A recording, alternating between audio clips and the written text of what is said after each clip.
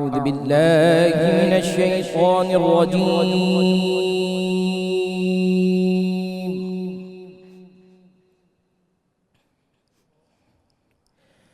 بسم الله الرحمن الرحيم.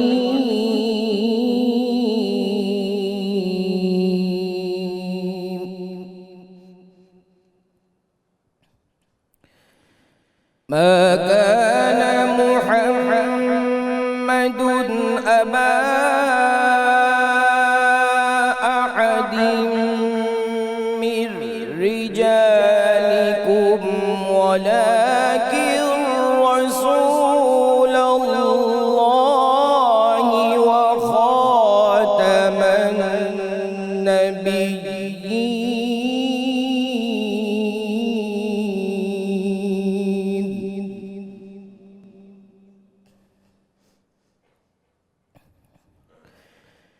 وكان الله بكل شيء عليما.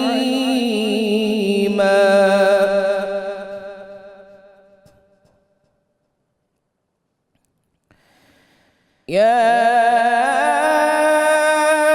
أيها الذين آمنوا اذكروا الله ذكرا كثيرا وسبحوه بكرة وأصيلا.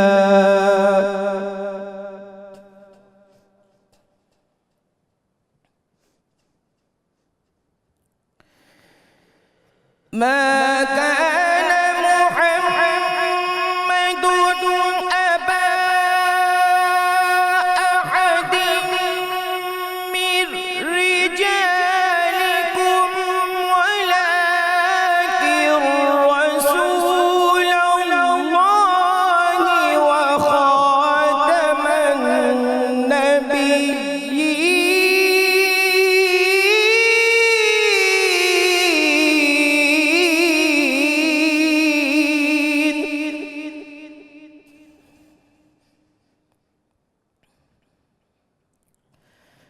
وكان الله بكل شيء عليما.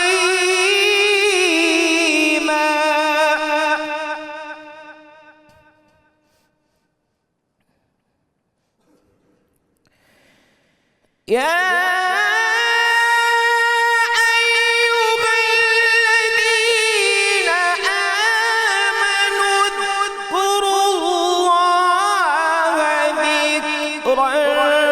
كثيرا وسبحوه بكرة وأصيلا.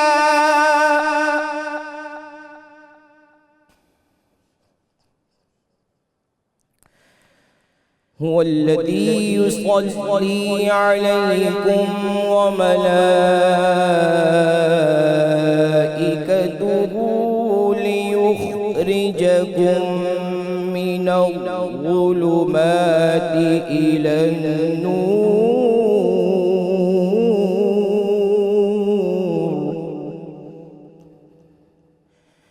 وكان بالمؤمنين رحيما. تحيتهم يوم يلقونه سلام.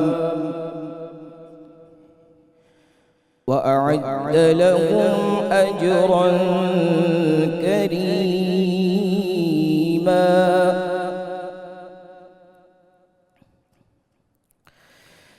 يا أيها النبي إنا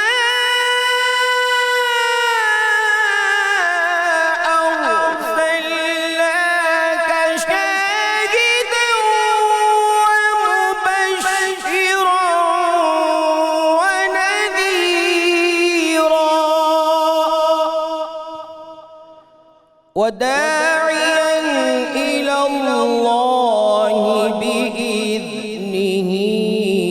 وسراجا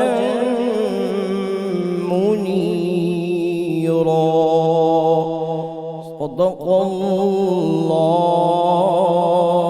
العظيم. ماشاء اللہ جی، سلامت رہیے. ملک کے معروف قاری جناب قاری محمد کامران قادری صاحب تلاوت کلام پاک سے ہمارے قلوب کو منور فرما رہے تھے. الحمدللہ رب العالمین والصلاة والسلام علی سید الانبیاء والمرسلین. اللہم صلی علی سیدنا و مولانا محمد وعلی آلہ واصحابہ وبارک وسلم وصلی علیہ. دنیا کے تمام دیکھنے والوں کو، تمام چاہنے والوں کو، تمام پیار کرنے والوں کو، اور جہاں جہاں تک اس وقت میری آواز کو سنا اور مجھے دیکھا جا رہا ہے، جنید اقبال کی جانب سے انتہائی محبت کے ساتھ السلام علیکم. ایک بار پھر ناظرین، آپ کو میں رحمت رمضان کی خصوصی براہ راست نشریات میں افطار کی اس حسین سے موقع پہ دل کی عطا گہرائیوں سے مبارکباد پیش کرتا ہوں. اگر میں ناظرین اس وقت آپ سے یہ کہوں کہ خدا نخواستہ آپ کی جان کے در پہ کوئی بات ہو گئی ہے، تو آپ پہلا کام کیا کریں گے؟ میرا خیال ہے پہلا کام آپ یہ کریں گے کہ اپنی جان کو بچانے کی کوشش کریں گے. اگر میں آپ سے یہ کہوں کہ سب کچھ فنا ہونے والا ہے، سب کچھ ختم ہونے والا ہے، تو پھر آپ پہلا کام کیا کریں گے؟ یقیناً اجتماعی طور پہ کچھ کوشش کریں گے. انسان کی جان کی کوئی وقت نہیں ہے ناظرین ناموس رسالت صلی اللہ علیہ وآلہ وسلم کے آگے. انسان کی جان کیا، انسانوں کی جانوں کی کوئی وقت نہیں ہے، اس پوری کائنات کی کوئی وقت نہیں ہے ختم نبوت صلی اللہ علیہ وآلہ وسلم کے آگے. آج جو ہم گفتگو کرنے جا رہے ہیں، میری گزارش ہوگی آپ سے کہ آپ اپنی نوجوان نسل کو ٹیلی ویژن اسکرین کے سامنے بائے ہک اور بائے کروک بٹھا کے رکھیے گا، کیونکہ یہ مسئلہ میرے، آپ کے، ہم سب کے، ہماری نسلوں کے ایمان کا ہے. اگر اس معاملے کی درستگی نہیں ہوگی، اس معاملے میں ویژن کلیئر نہیں ہوگا، اس معاملے میں آپ کے ذہن میں روڈ میپ کلیئر نہیں ہوگا، اس معاملے میں آپ کا راستہ کلیئر نہیں ہوگا، اس معاملے میں اگر آپ نے اپنی منزل کا صحیح تعین نہیں کیا، تو ذہن میں رکھیے گا خدا نخواستہ خاکم بدین آپ کی نسلیں جو ہیں، نسلیں اس کا خمیازہ بھگتیں گی. اور آپ پھر چاہیں گے بھی نا کہ صاحب آپ ان کے عقیدوں کو درست کر لیں، اس وقت پھر آپ ان کے عقیدوں کو درست نہیں کر پائیں گے. ذہن میں رکھیے ناظرین، انسان کی جان، مال، عزت، آبرو، جیسا میں نے آپ کو کہا، یہ ساری چیزیں ہیچ ہیں، یہ ثانوی ہیں، ان کی کوئی اوقات نہیں ہے ناموس رسالت صلی اللہ علیہ وآلہ وسلم کے آگے. ایک مسلمان ایمان کے کسی بھی درجے پہ پہنچ جائے نا صاحب، کسی بھی درجے پہ پہنچ جائے، مگر عقیدہ ختم نبوت پر اور سرور دو جہاں صلی اللہ علیہ وآلہ وسلم کی ناموس پر کسی قسم کا کوئی کمپرومائز کر ہی نہیں سکتا.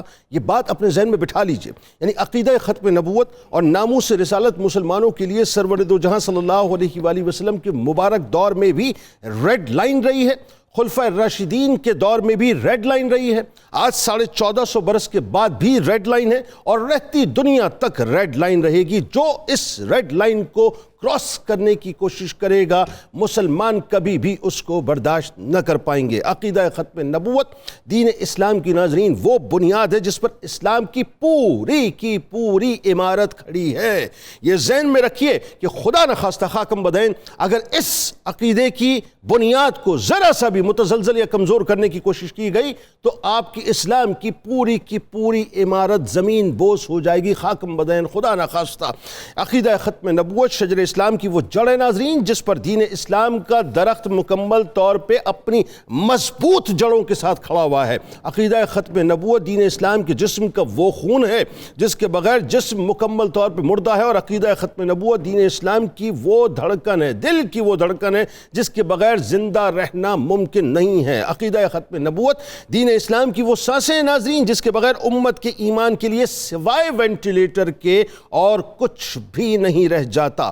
عقیدہ ختم نبوت صرف دین اسلام کی نہیں ناظرین، بلکہ ذہن میں رکھیے پوری مسلم امہ کی زندگی اور موت کا مسئلہ ہے. موت کا مسئلہ ہے صاحب. یعنی جو 57 اسلامی ممالک ہیں، اگر ان کی میں زندگی کی پلس کہوں تو صرف ایک لفظ کے اندر میں سمو دیتا ہوں، وہ ختم نبوت یعنی عقیدہ ختم نبوت. اس وقت پوری دنیا میں ناظرین موجود تقریباً کوئی 2.25 ارب کے قریب مسلمانوں اور قیامت تک آنے والے مسلمان کی ایک مسلمان کی اگر لائف لائن میں کہوں تو وہ عقیدہ ختم نبوت ہے. یہ ایسی لائف لائن ہے ناظرین کہ اگر زندگی کی لکیروں میں سے ختم نبوت کی محافظت کی لائن نکال دی جائے تو ذہن میں رکھیے گا پھر ہمارے پاس کوئی لائف لائن نہیں رہ جاتی ہے.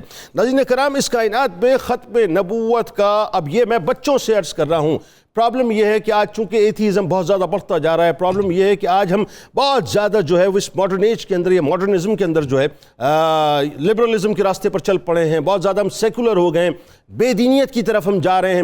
ہم یہ کہتے ہیں صاحب کہ یہ ہمارا کام نہیں ہے، نہیں صاحب یہی ہمارا کام ہے، اس کو سمجھے بابا، اس کو سمجھیں۔ اس کائنات میں ختم نبوت کا سب سے پہلا محافظ میرا آپ کا رب ہے، رب کائنات ہے، جس نے اس کائنات کی سب سے عظیم اور انسانی منشور کی سب سے آخری کتاب میں یعنی قرآن پاک پہ مکمل طور پہ واضح کر دیا کہ ما کان محمد ابا احد من رجالکم ولکن رسول اللہ و خاتم النبیین، کہ محمد تمہارے مردوں میں کسی کے باپ نہیں لیکن اللہ کے رسول ہیں اور سب نبیوں کے آخر میں تشریف لانے والے ہیں۔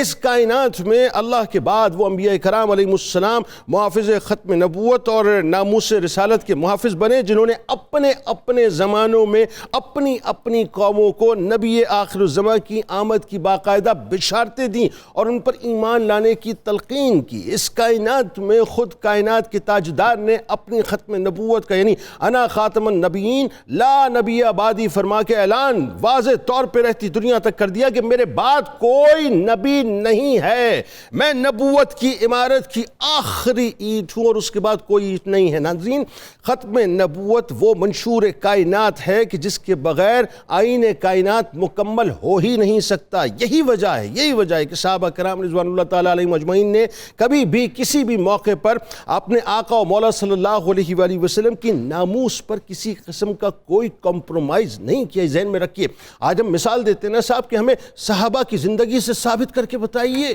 یہ جو کام آپ کرتے ہیں اس کو ثابت کیجئے صحابہ کی زندگی سے۔ یہ صحابہ کی زندگی سے بدرجہ اولا ثابت ہے کہ صحابہ نے کبھی بھی ادب مصطفیٰ صلی اللہ علیہ وآلہ وسلم پر کمپرومائز نہیں کیا۔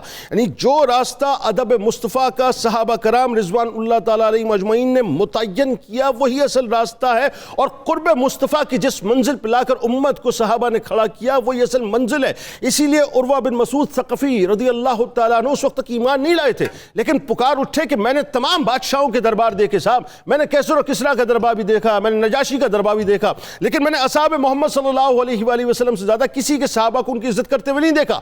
پھر وہ جو منظر نامہ پیش کیا انہوں نے ادب رسول صلی اللہ علیہ وآلہ وسلم کی، وہ آخری منزل ہے کہ لعاب دہن مصطفیٰ صلی اللہ علیہ وآلہ وسلم ابھی دہن مبارک سے نکلتے نہ تھا، لیکن کسی نہ کسی صحابی کے ہتھیلی پہ ہوا کرتا تھا، وہ اپنے جسم پہ اس کو مس کر لیا کرتے تھے۔ وضو کا پانی جو ہے وہ زمین کے اوپر گرنے نہ دیتے تھے، بلکہ اپنی ہتھیلیوں کو اپنے دامن کو پھیلا کے رکھتے تھے، یعنی دامن کی طرح ہتھیلیوں کو پھیلا کے رکھتے تھے اور اپنے جسم کو تر کر لیا کرتے تھے، اور کسی کو تری نہ ملتی تو دوسرے کے جسم سے تری لے کے اپنے جسم پہ لگایا کرتے۔ یہ صحابہ سے ثابت ہے۔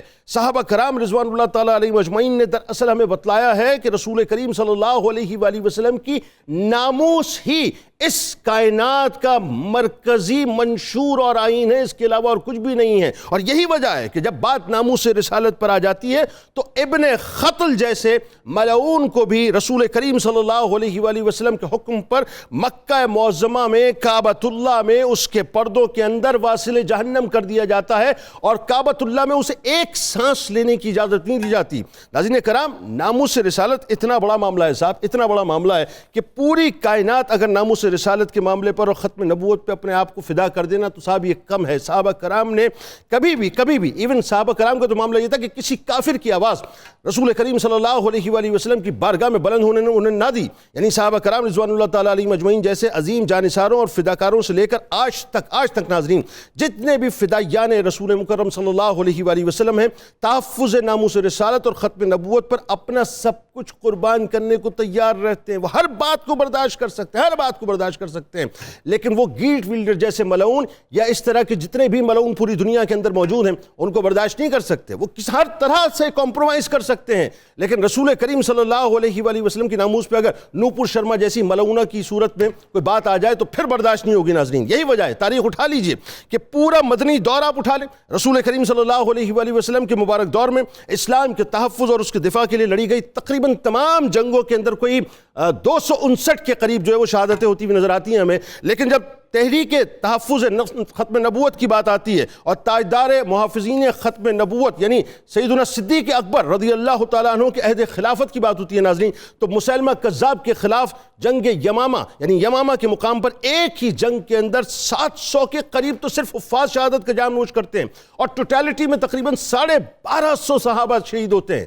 صحابہ سے ثابت کرنے کی بات ہوتی ہے نا صاحب, تو صحابہ سے ہی ثابت کر رہا ہوں میں آپ کو کہ 1250 کے قریب صحابہ کرام رضوان اللہ تعالیٰ علیہ مجمعین شہید ہوتے ہیں. یعنی دین اسلام کی عمارت کی ساری جتنی بھی بنت ہے وہ ایک طرف ہے, اور تحریک ختم نبوت اور تحریک محافظ ناموس رسالت کو جو معاملہ ہے ناظرین وہ ایک طرف ہے کہ 1250 شہادتیں صحابہ نے دی ہیں. پھر ذہن میں رکھیے ناظرین کہ جب آپ بات کو آگے بڑھاتے بڑھاتے تحفظ ختم نبوت کی بات کرتے ہیں, ناموس رسالت کی بات کرتے ہیں, تو مسلمانوں نے ہمیشہ ہر دور کے اندر ہی بتلایا یہ وہ نو گو ایریا ہے جس کے اندر ہم کبھی بھی داخل نہیں ہونے دیں گے. 19ویں صدی کے آخر میں سیالکوٹ کچہری کے منشی سے دعویٰ نبوت کروا کر جو فتنہ کبریٰ سامراج نے ہندوستان میں قادیانیت کی صورت میں لانچ کیا, مسلمانوں نے بہت اچھے انداز میں صاحب اس کو بھی ایکسپوز کیا اور رہتی دنیا تک یہ بتلا دیا کہ ہم اس معاملے میں کسی طور سے کمپرومائز نہیں کریں گے. بس وہی بات ہے کہ مولانا ظفر علی خان نے جو بات کہی, میں تو اس کو اپنی زندگی کا آئین و منشور سمجھتا ہوں کہ نماز اچھی, حج اچھا, روزہ اچھا, زکوٰۃ اچھی. نماز اچھی, حج اچھا, روزہ اچھا, زکوٰۃ اچھی, مگر باوجود اس کے میں مسلمان ہو نہیں سکتا نہ جب تک کٹھ مروں, نہ جب تک کٹھ مروں. میں خواجہ بطحا کی حرمت پر خدا شاہد ہے کامل میرا ایمان ہو نہیں سکتا.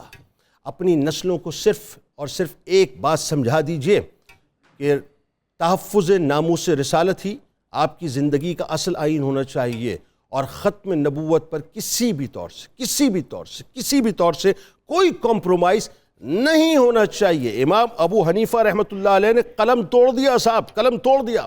یعنی اپنی اولادوں کو یہ بات سمجھا دیجئے کہ امام اعظم ابو حنیفہ رحمۃ اللہ علیہ کے زمانے میں ایک شخص نے نبوت کا دعویٰ کیا اور اعلان کیا کہ مجھے موقع دو تاکہ میں اپنی نبوت کی علامت پیش کر دوں.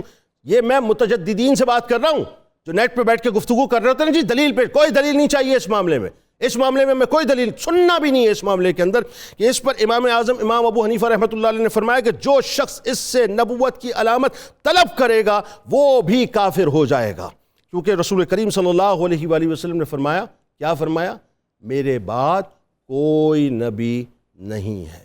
آغاز کرتے ہیں.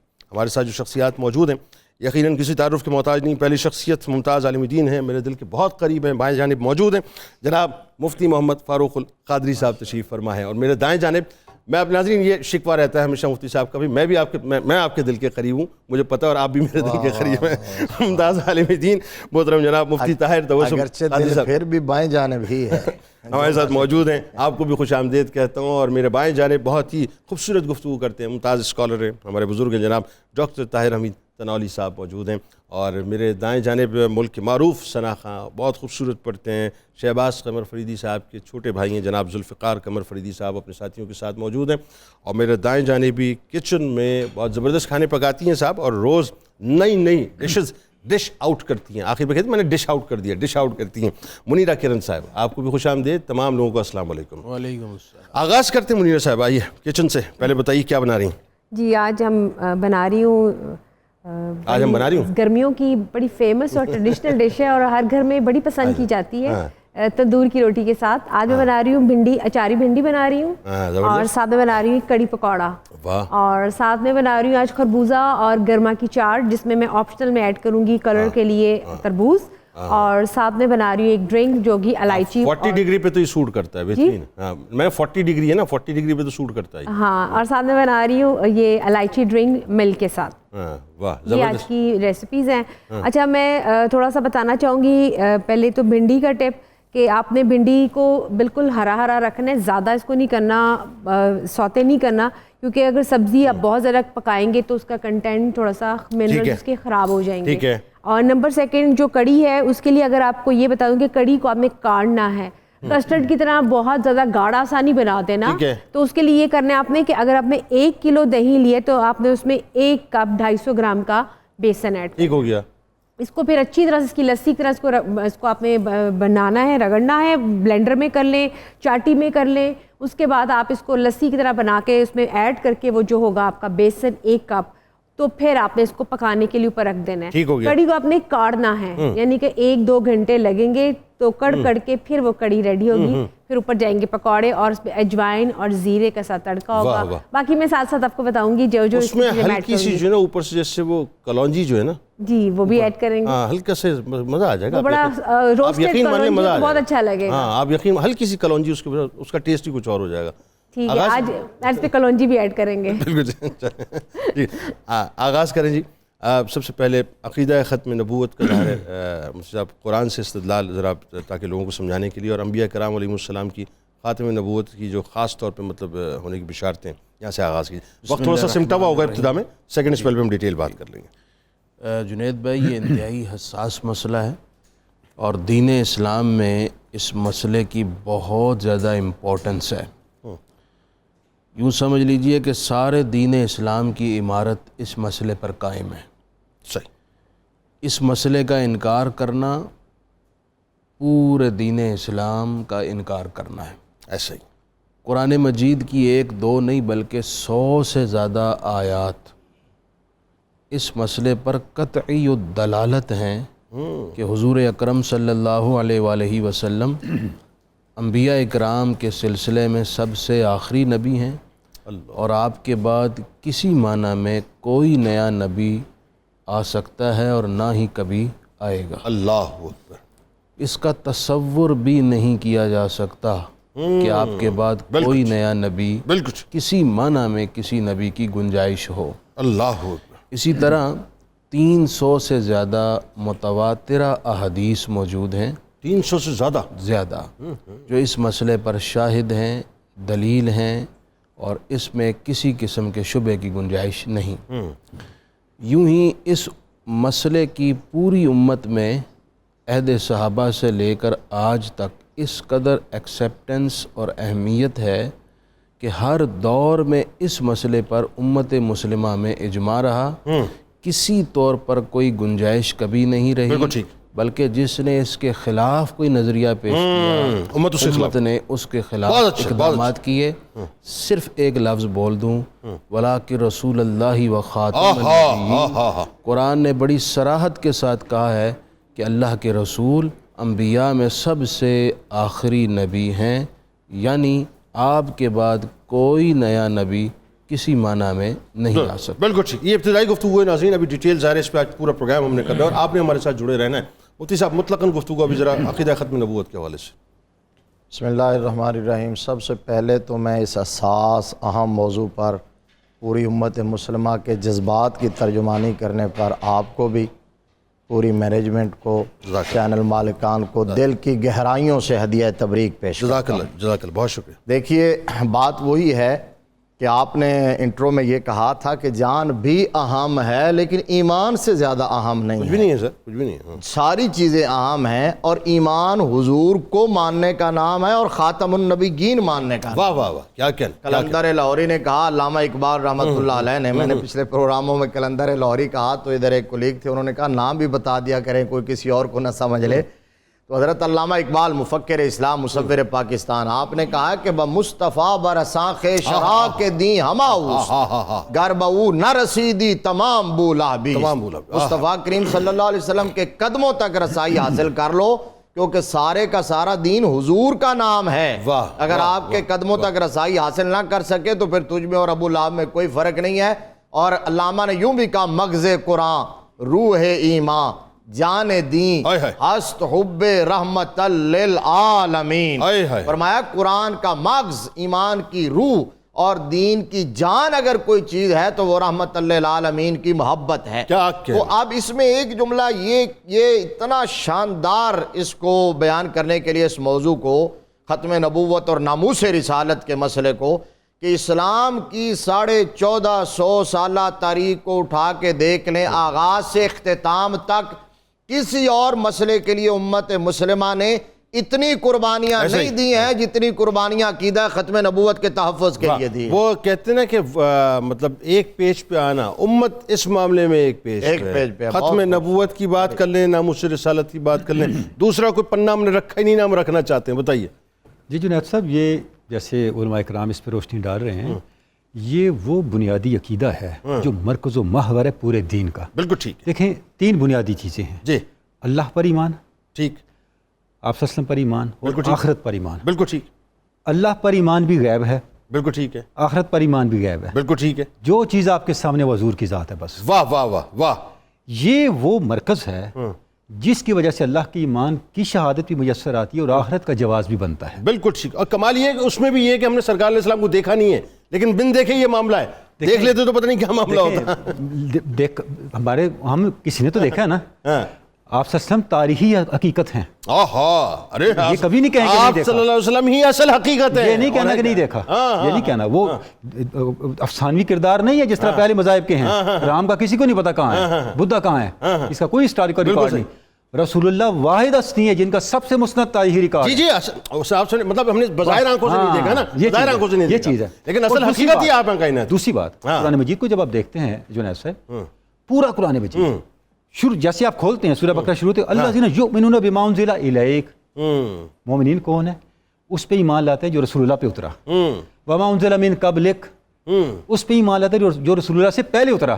یہ نہیں کہا وما انزل من بعدک وبالآخرۃ هم یوقنون، اس کے بعد صرف آخرت ہے. اس کا مطلب ہے پورا قرآن ختم نبوت کی دلیل ہے. اللہ اکبر.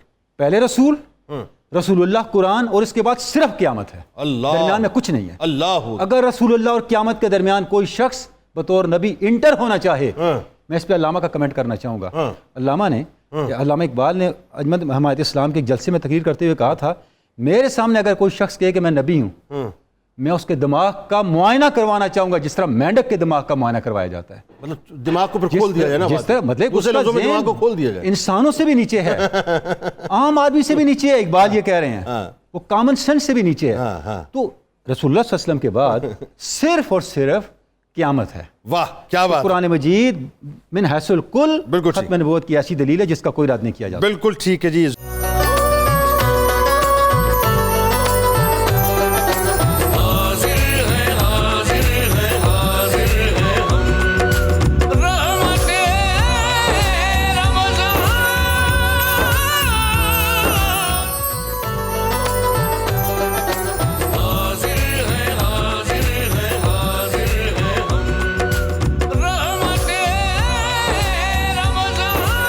جناب ایک بار پھر میں آپ کو خوش آمدید کہتا ہوں، اور آئیے آپ کو پہلے تو ذرا کچن کی جانب لیے چلیں اور پوچھتے ہیں منیرہ صاحبہ سے کہ کہاں تک پہنچی. جی بھنڈیاں جو تھی وہ میں نے فرائی کر لی ہیں، اس کو میں نے رکھ دی ہے، اور ابھی اس کو میں پیاز اور ٹماٹر اس میں ایڈ کروں گی، اور ساتھ ساتھ میں جو کڑی کا تھا تڑکا وہ ریڈی کری جس میں میں نے ثابت گرم مسالے ڈالے ہیں اس کے اندر، اور اس کے اندر اجوائن ڈالی ہے تھوڑی سی، اور اس پہ میں نے ہلکا سا ٹماٹر کا پیسٹ ڈالی ہے، اور سرخ مرچ ڈالی ہے. اس کو بھون رہی ہوں اچھی طرح سے، اور یہاں پہ اب کڑی ہے، یہ پک رہی ہے، اور کڑی کڑ کے کافی گاڑھی بھی ہو گئی ہے، لیکن اس کی کنسسٹنسی تھوڑی سی تھن ہونی چاہیے، گاڑھی نہیں ہونی چاہیے، لیکن جو اس کا بیسن ہے وہ کڑا ہونا چاہیے دہی کے ساتھ. تو وہ ابھی پک رہا ہے، ابھی اس کو میں اس میں ایڈ کروں گی، پھر اس کے بعد میں پکوڑے نکالنا. بالکل ٹھیک ہو گیا. مفتی صاحب عقیدہ ختم نبوت، اب ذرا تھوڑے آئیے بات کو اور پھیلائیں کہ قرآن پاک سے ظاہر گفتگو کا آغاز ہوا، احادیث مبارکہ میں بھی بڑا اس کے تواتر سے استدلال ملتا ہے. میں چاہتا ہوں ذرا وہ احادیث آپ لوگوں کو سنائیں. جی قرآن سے بھی کچھ اور مزید احادیث سے بھی بات پیش کرتا ہوں. دیکھیے جنید صاحب، قرآن مجید میں ہم غور کریں، انبیاء اکرام علیہم السلام جتنے بھی تشریف لائے وہ حضور نبی کریم صلی اللہ علیہ وسلم کی آمد کی بشارات دیتے رہے. ٹھیک. اگر بالفرض حضور کے بعد کسی نبی کی گنجائش ہوتی تو قرآن میں اس کا ذکر آ جاتا. بالکل. یوں ہی آپ قرآن مجید کا ایک اور اسلوب دیکھیے. قرآن نے کہا وما ارسلناک الا رحمۃ للعالمین. اللہ رب العزت نے تمام عالمین کے لیے تا ابد رحمت کا صاحبان حضور کو بنا دیا. واہ کیا بات. اب جب کل عالمین کے ہر ذرے کے لیے حضور رحمت ہیں تو کسی اور نبی کی گنجائش ہی کیا باقی رہتی. بالکل ٹھیک. اسی طرح کل نبی یبعث الی قومہ خاصۃ، ہر نبی ایک خاص علاقے، ख़ास ख़ित्ते और ख़ास कौम के लिए नबी बन कर आता था।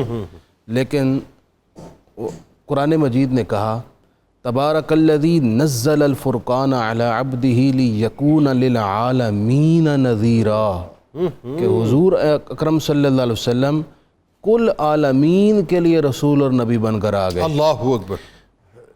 हुजूर से पहले दूसरे नबी की गुंजाइश इसलिए होती थी कि एक नबी एक इलाके के लिए आया तो दूसरे इलाके के लिए भी हिदायत और रहनुमाई की ज़रूरत है, लिहाजा नया नबी आता था। यानी एक ही वक्त में कई अंबिया कराम भी रहे। जब हुजूर कुल आलमीन के लिए सुबह क़यामत तक नबी बनकर तशरीफ़ ले आए हैं तो फिर अब और नबी की गुंजाइश ही क्या बाकी रह गई। बिल्कुल ठीक। अल्लाह रब्बुल इज़्ज़त ने अंबिया इकराम अलैहिस्सलाम के आने के बाद जब अपने प्यारे हबीब को आखिरी नबी बनाकर भेजा तो आपके बाद आने वाली सारी इंसानियत को हुजूर का दर दिखाया।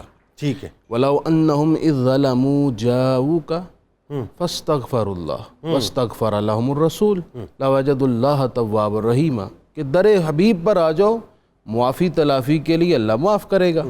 कहीं फरमाया अल यौम अकमलतु लकुम दीनकुम, हुजूर अलैहिस्सलाम फरमा रहे हैं आज के दिन तुम्हारा दीन मुकम्मल हो गया, तुम्हारे लिए निज़ाम हयात की तकमील कर दी गई है।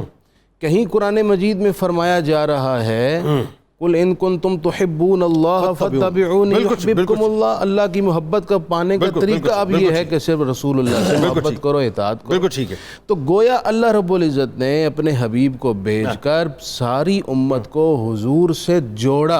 बिल्कुल ठीक। अगर किसी और नबी की गुंजाइश हो सवाल ही तो ऐसा करने की क्या जरूरत है। अच्छा मुफ्ती साहब अब ज़रा ये बताइए, चूँकि वो बातें अभी कुरान ही की रब्त में हो रही, अहादीस पे भी ज़रा बात कीजिए कि अहादीस मुबारक तो बड़ी तवातुर से हमें नज़र आती हैं। देखिए जुनैद साहब, कुरान पाक में और हदीस रसूल में जब कैटेगोरिकल ये एक ही लफ्ज़ कह दिया गया, टाइटल बना दिया गया अल्लाह के प्यारे महबूब का, कुरान में कहा वलाकिन रसूल अल्लाह व खातमन नबिय्यीन, बिल्कुल ठीक है। और हदीस में आका करीम सल्लल्लाहु अलैहि वसल्लम ने फरमाया आना खातमुन नबिय्यीन ला नबिय्य बादी, फरमाया मैं खत्म नबुव्वत का ताज सजा के आया हूँ और मेरे बाद कोई नबी नहीं है। बल्कि वो जो इमारत की भी मिसाल दे के आपने बताया, मैं इमारत वाली हदीस भी पढ़ता हूँ, पहले आप ये समझिए इसकी हसासियत, इसकी अहमियत, इसकी जो इम्पोर्टेंस है ना, कि आका करीम ने फरमाया ला नबी आबादी, ये लाए नफिये जिन्स है। लाए नफिये जिन्स का मतलब पता क्या है, मेरे बाद किसी किस्म की नबूवत नहीं है। ना कोई जिल्ली नबी, ना बुरूजी नबी, ना तशरी नबी, नबूवत का दरवाजा बंद हो गया, महल मुकम्मल हो गया। दूसरे मकाम पर आपने फरमाया ना मेरे बाद 30 कज़्ज़ाब होंगे, दज्जाल होंगे, फरमाया उनमें से हर एक झूठा होगा। इन्नहु ला रसूल बादी वला नबिया। अब ये बात भी समझिए, सरकार ने फरमाया मेरे बाद रसूल भी कोई नहीं है, नबी भी कोई नहीं है। ये पता है क्यों कहा? रिसालत की नफी से नबूवत की नफी नहीं होती। सरकार ने जो फरमाया ना मेरे बाद रसूल कोई नहीं है, तो आप फरमाया कोई ये ना कह दे कि मैंने रसूल होने का तो दावा ही नहीं किया, मैंने तो नबी होने का दावा किया, इसलिए आपने फिर फरमाया ला नबी रसूल भी कोई नहीं है, नबी भी कोई नहीं है। अब वो हदीस सुन लीजिए, वो मुत्तफक अलैह हदीस है, बुखारी और मुस्लिम की हदीस है। हजरत अबू हुरैरा रज़ियल्लाहु ताला अन्हु हदीस के रावी हैं। नबी रहमत सल्लल्लाहु अलैहि वसल्लम ने फरमाया इन्ना मसली व मसल अंबिया मिन कबली का मसल रजुलिन बना बैतन फअहसनहु व अजमलहु इल्ला मौदिअ लबनतिन मिन ज़ाविया फजअल अन्नासु यतूफूना व यतअज्जबूना व यक़ूलूना हल्ला वुदिअत हाज़िहि लबना काला फअना ज़ालिका सुभान अल्लाह अना खातमुन नबिय्यीन कमा काला अल्लाह। मैं सुन लो लोगों, मेरी मिसाल और मुझसे पहले नबियों की मिसाल ऐसे है जिस तरह किसी शख्स ने एक महल बनाया हो, बड़ी मोहब्बत से, चाहत से, रीजों से बनाया हो, पूरे 4 दांगे आलम में उसका शोरा हो गया हो, लोग देखने के लिए आते हो, उसका जब विजिट करते हो, घूमते हो, आशश कर उठते हो, वाह वाह कर उठते हो। जिस तरह जुनैद साहब दाद देते हैं, आशश करते हैं, तो वो आशश कर उठते हो। लेकिन जब वो घूमते घूमते एक मकाम पर आते हैं ना जहां एक ईंट की जगह खाली है, तो वहां अंगुष्ठ बदनदार रह जाते हैं, हैरत का मुजस्समा बन जाते हैं। कहते हैं ये क्या हो गया, काश ये ईंट भी लगा दी जाती तो इसमें कोई कमी ना रहती, कजी ना रहती। ये सुनिएगा मुकम्मल प्लीज, खत्म करता हूं। कोई कमी ना रहती, कजी ना रहती, नक्श ना रहता, सुकम ना रहता, इस इमारत के हुस्न को 4 चांद लग जाते, दुबाला हो जाता। अगर ये ईंट लगा दी जाती تو اللہ کے نبی نے فرمایا بلا تشبیہ و تمثیل اللہ نبیوں کو بھجواتا رہا، رسولوں کو بھجواتا رہا، نبوت کا محل تعمیر فرماتا رہا، ایک اینٹ کی جگہ باقی تھی، وہ نبوت کے محل کی آخری اینٹ میں محمد مصطفیٰ بن کے آ گیا. سبحان اللہ، کیا کہنے کیا کہنے، بات ہی ختم. اچھا اب ذرا تنولی صاحب آئیے تھوڑا سا آپ سے قانونی حوالے سے، کیونکہ آپ ظاہر مطلب وکیل بھی ہیں اور آپ کا شعبہ بھی ہے. 295C کے پرسپیکٹیو میں یہ جو عقیدہ ختم نبوت کے تحفظ کے لیے قانونی اقدامات، خاص طور پہ جو آئین پاکستان جو ہے منکرین ختم نبوت کے حوالے سے کہتا ہے، ذرا پہلے یہ بتائیے، پھر اگلے فیز میں آپ سے سوال کروں گا کہ جو دعوے دار ہو جائے خدا نہ خواستہ معاذ اللہ، جیسے ابھی ریسنٹ پاس میں جو مطلب ایک دو دن پہلے جو ایک عورت نے بھی دعویٰ کر دیا معاذ اللہ ثم معاذ اللہ، تو اس پہ ذرا بات کریں گے، بتائیے ذرا. جنید صاحب اس میں تھوڑی سی بیسکس پہ میں ایک دو جملے کہنا چاہوں گا، اس کے جو اس کے بغیر ہمیں یہ بات کلیئر نہیں ہوگی. بتائیے. دیکھیں آئین پاکستان نے ختم نبوت کے حوالے سے جو موقف اختیار کیا ہے جنید صاحب، یہ وہی موقف ہے، ہمیں سمجھنا چاہیے جو بانیان پاکستان کا موقف ہے، بالکل جو ملت اسلامیہ کا موقف ہے، بالکل ٹھیک ہے، جو کولیکٹیو پبلک ویل ہے people of Pakistan. Very good very good. ٹھیک ہے نا، لہٰذا اس کو آپ اس پرسپیکٹو میں دیکھیں، اس کو پیورلی کانسٹیٹیوشنل پرسپیکٹو میں دیکھیں. کانسٹیٹیوشن کیا ہوتا ہے؟ وہ مینیفیسٹیشن ہوتی ہے پبلک ول کی. ٹھیک ہے. اس سرزمین پر برصغیر پر جنید صاحب سب سے پہلے جس شخصیت نے مدعین نبوت کو الگ مذہب قرار دینے کا مطالبہ کیا تھا اس کا نام علامہ اقبال ہے. ٹھیک ہے. پارلیمانی سطح پہ ویری گڈ. پنجاب اسمبلی کے اندر علامہ اقبال نے سب سے پہلے یہ مطالبہ کیا کہ آج جو لوگ نبوت کا دعویٰ کر رہے ہیں انہیں اسلام سے الگ اسی طرح مذہب ڈکلیئر کیا جائے جس طرح سکھوں کو ہندوؤں سے الگ مذہب ڈکلیئر کیا. مجھے موقع دیجیے، مجھے ایک وقفے پہ جانا ہے، لوٹ کے یہیں سے کنٹینیو کروں گا انشاءاللہ زندگی رہی تو. اور یہ بڑا زبردست حساس موضوع ہے ناظرین، اور ابھی میں نے مفتی صاحب سے یہ بھی سمجھنا ہے، خواتین بڑا کلیم کرتی ہیں نا آج کل صاحب کہ خواتین کو رائٹس نہیں دیے جاتے اور ان میں کوئی نبی کیوں نہیں آیا، تو وہ بھی آپ کو بتائیں گے صاحب. ذرا اس پہ بھی کھل کے بات، آج کھل کے باتیں بہت سی ہونی ہیں، ہمارے ساتھ جڑے رہیے گا، لوٹ کے انشاءاللہ اس پہ گفتگو کرتے ہیں.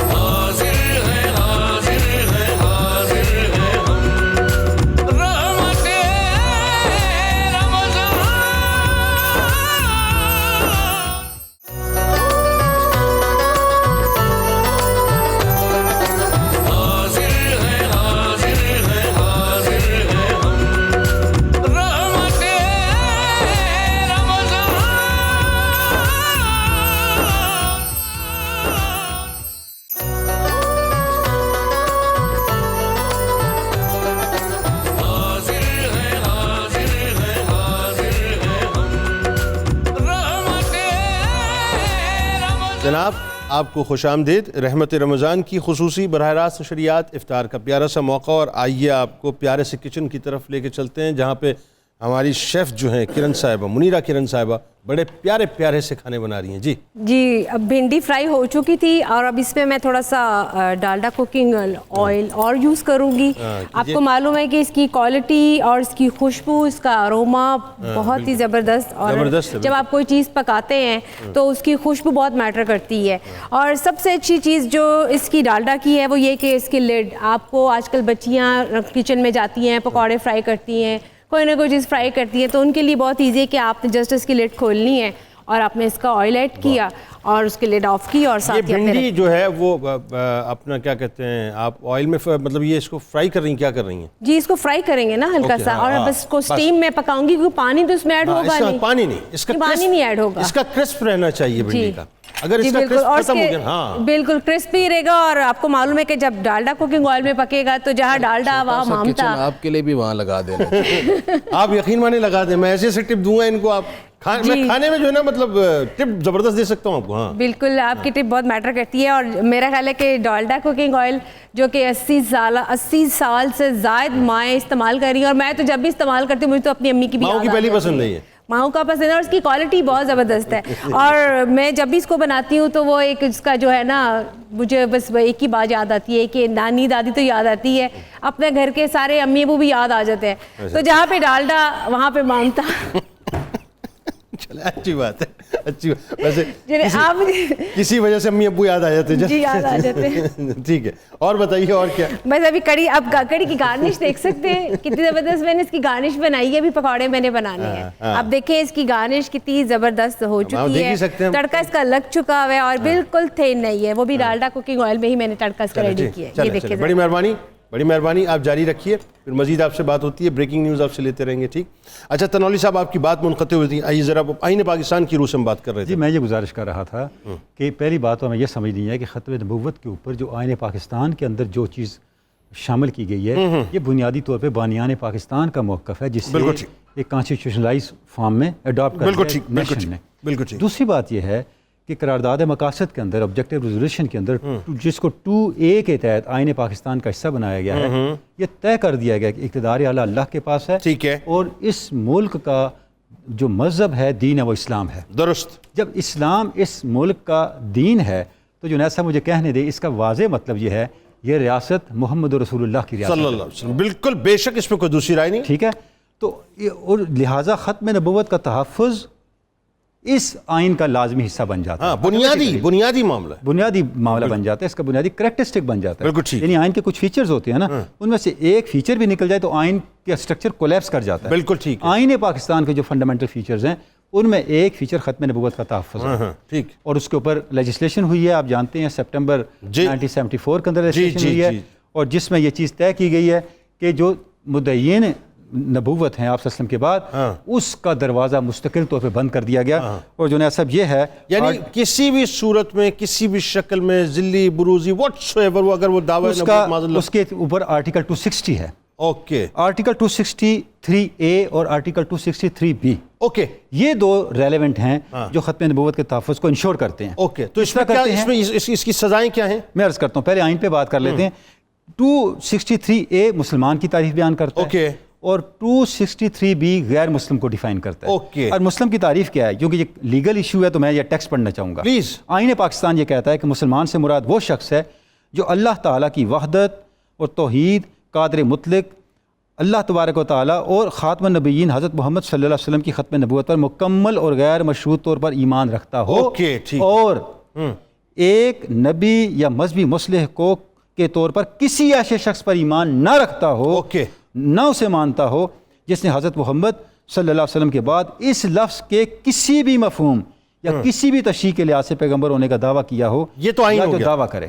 اب اس کی سزا کیا آئین تجویز کرتا ہے؟ اچھا, اب جو آپ فرما رہے ہیں 295C وہ آئین نہیں ہے, وہ PPC ہے. نہیں, ہاں, میں وہ سزا کیا تجویز کرتا وہ لا ہے. اس لا, یہ جو 295 سے لے کے 298 تک جو سیکشنز ہیں وہ سارے اس سے متعلق ہیں. ٹھیک ہے. 295C براہ راست ناموس رسالت کے تحفظ سے متعلق ہے. ٹھیک ہے. اور 298 ختم نبوت سے متعلق ہے. اوکے. چونکہ آپ نے ختم نبوت سے متعلق کوشچن کیا ہے تو 298 جو سیکشن ہے PPC کا, وہ اس کا میں ایک جملے میں یہ اجمالاً عرض کر دوں, شعائر نبوت اور شعائر اسلام سے متعلق کسی بھی چیز کو اگر کوئی کمیونٹی, کوئی مذہب کا دعوے دار اپنے طور پہ استعمال کرتا ہے تو اس کے اوپر سزائیں ہیں.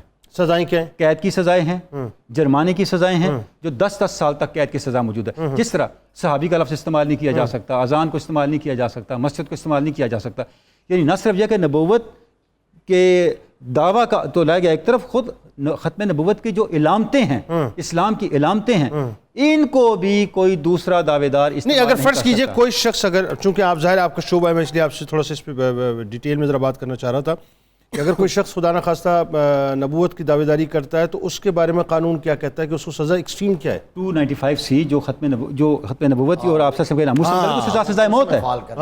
اس کی سزا سزائے موت ہے. سزائے موت ہے نا. ہاں, یہ میں سمجھنا چاہتا. اس کا مطلب یہ ہو کہ کوئی بھی دعوے دار اگر ہے تو قانونی طور پہ وہ سزائے موت کا حقدار ہے. اس میں کوئی اب میں اس میں ایک جملے کا اضافہ کر دوں, یہ 295C ہے, اس کے ساتھ 295A بھی ہے. اوکے, وہ کیا ہے؟ اس کا مطلب یہ کسی بھی مذہب کی توہین کی سزا ہے.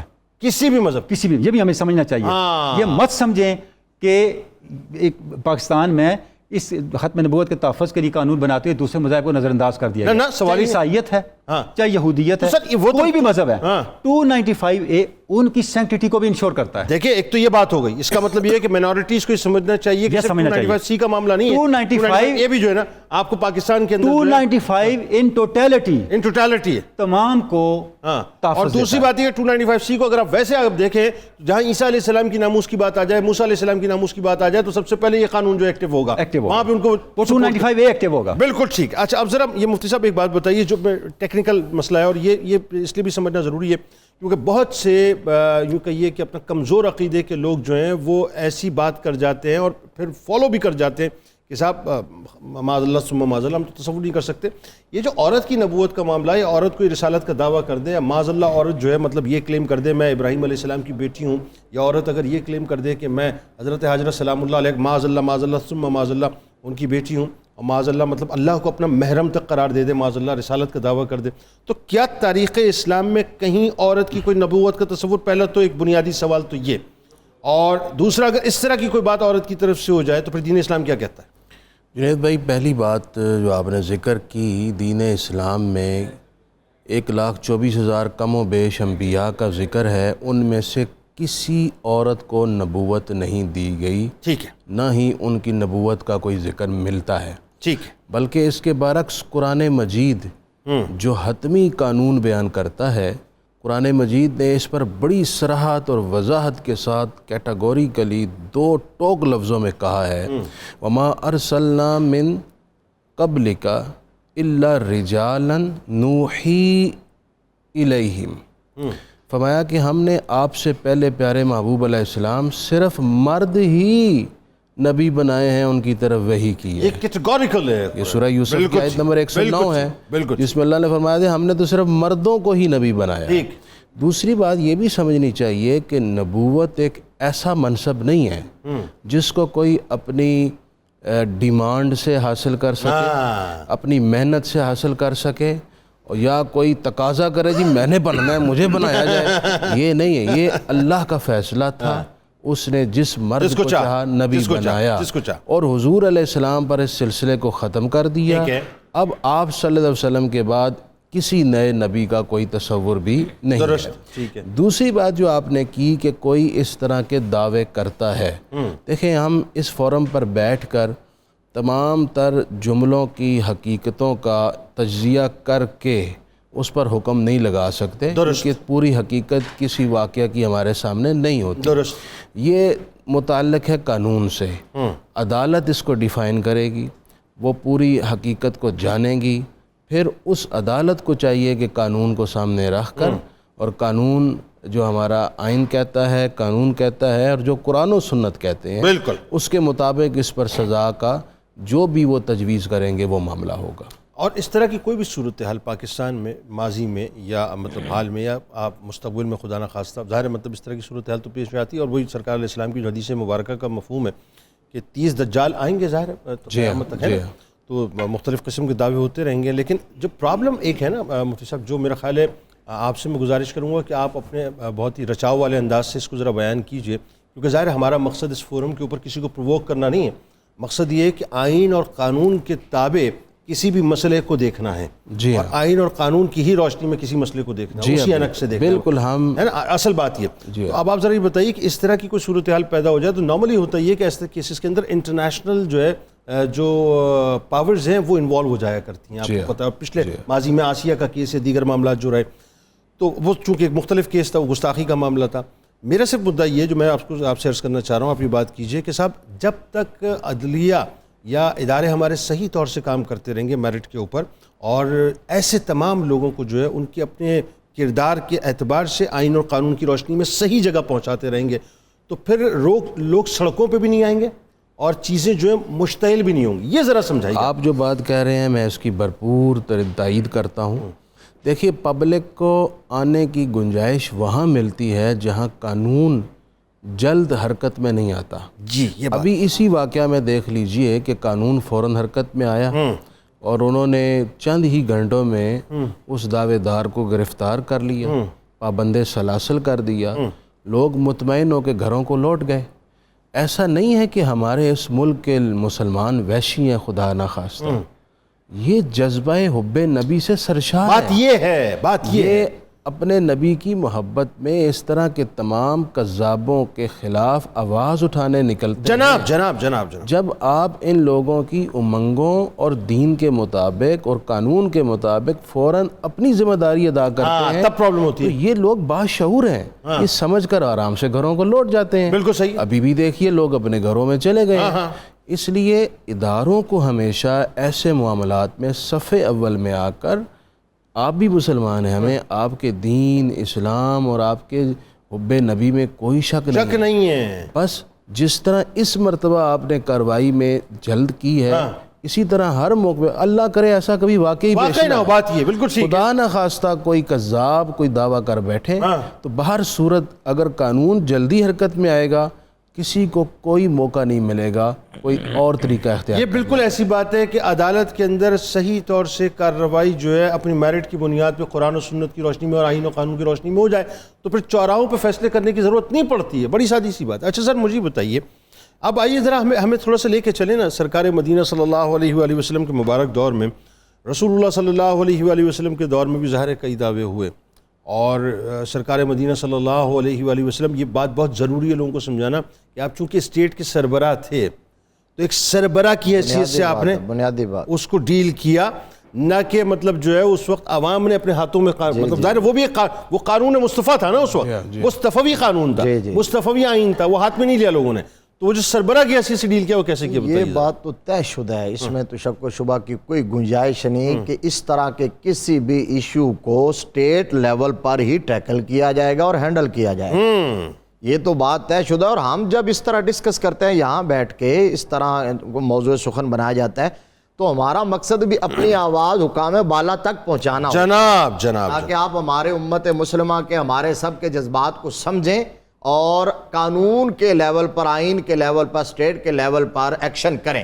درست. اب دیکھیے حضرت ابوبکر صدیق رضی اللہ تعالیٰ عنہ حضور صلی اللہ علیہ وسلم کے جانشین بنتے ہیں اس وقت ہیڈ آف دا اسٹیٹ آپ ہیں. تو حضرت ابوبکر صدیق کے دور میں جو سب سے بڑا اور اولین محافظ ختم نبوت سیدنا صدیق اکبر رضی اللہ تعالیٰ عنہ کو کہا جاتا ہے.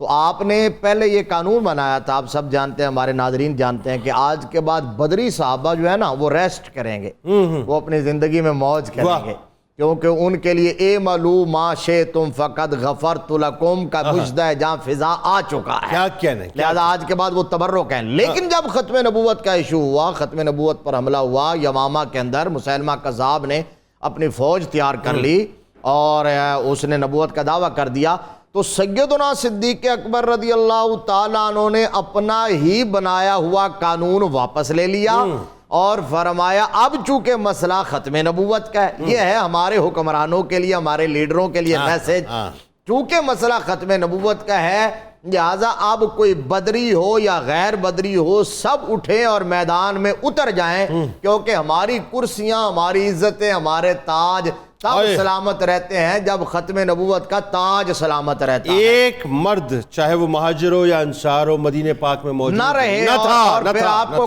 اور کہا جاتا تھا کہ جی آپ کیا کر رہے ہیں فرمایا اگر کوے آئیں اور ابوبکر صدیق کے جسم کی بوٹیاں بھی نوچ جائیں تو میں اس مشن کو کبھی بھی ادھورا نہیں چھوڑوں گا.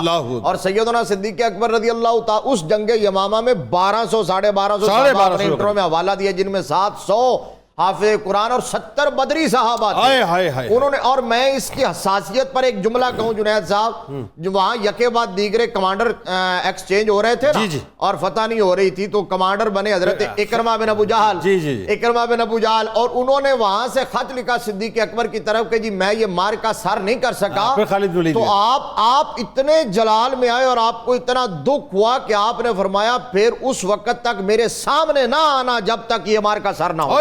یہ ہے اس کی حساسیت. اور یہ تو ہے جی اسٹیٹ لیول پر حکمرانوں کی کیا ذمہ داری ہے ہمارا کیا رویہ ہونا چاہیے ہمارا ریئیکشن کیا ہونا چاہیے وہ بھی بتا دوں اس میں بات یہ ہے وہ نہیں مجھے اجازت دیجیے. بالکل میں اگلے سیشن میں آپ سے یہ بات کروں گا یہ بڑی کیونکہ اہم بات ہے یہ ربا ربی میں نہیں ہوگی.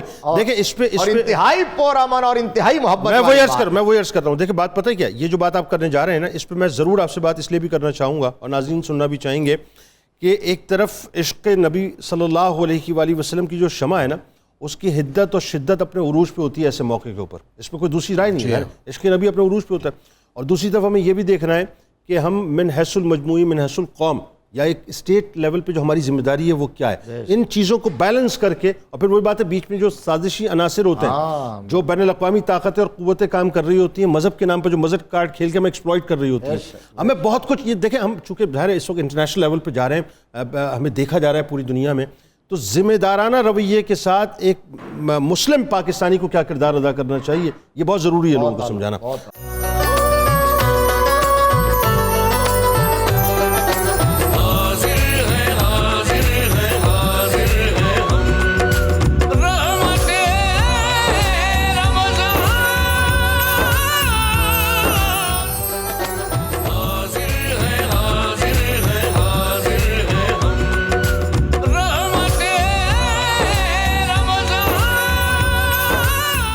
جناب ایک بار پھر آپ کو خوش آمدید رحمت رمضان کی براہ راست نشریات میں، اور آئیے آپ کو بلا توقف کچن کی جانب لیے چلیں اور دیکھیں کہ منیرہ جو ہیں وہ اس محاذ پہ کہاں تک پہنچی ہیں۔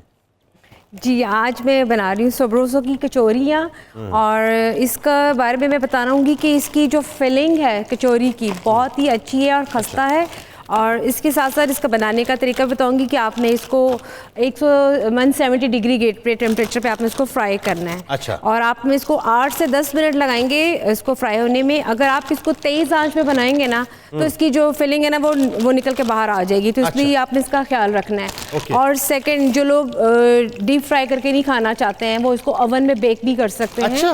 جی بالکل، اس کو اوون میں بیک بھی کر سکتے ہیں، اور اس کو آپ نے بیک کرنے کے لیے تقریباً 200 ڈگری گریڈ کے اس کو آپ اوون کو گرم کریں اور پھر آپ اس کو بیک کریں۔ اچھا، اب اس کو میں نے یہ ہائبرڈ پروڈکٹ ہوئی، اس کا مطلب ہے بیک بھی کر سکتے ہیں اور ترکیب لگی۔ اچھا، اس کو میں نے پروڈکٹ کو جو تھا کچوری کو سبروسو کی وہ میں نے اس میں ڈال دی ہیں۔ میں پھر سے بتاؤں گی کہ جب بھی سبروسو کی آپ کچوری اس پہ ایڈ کریں یا بنائیں تو آپ نے اس کو 8 سے 10 منٹ دینے ہیں اس کو پکنے میں، اور اس کا جو ٹیمپریچر ہے وہ آپ نے رکھنا ہے میڈیم۔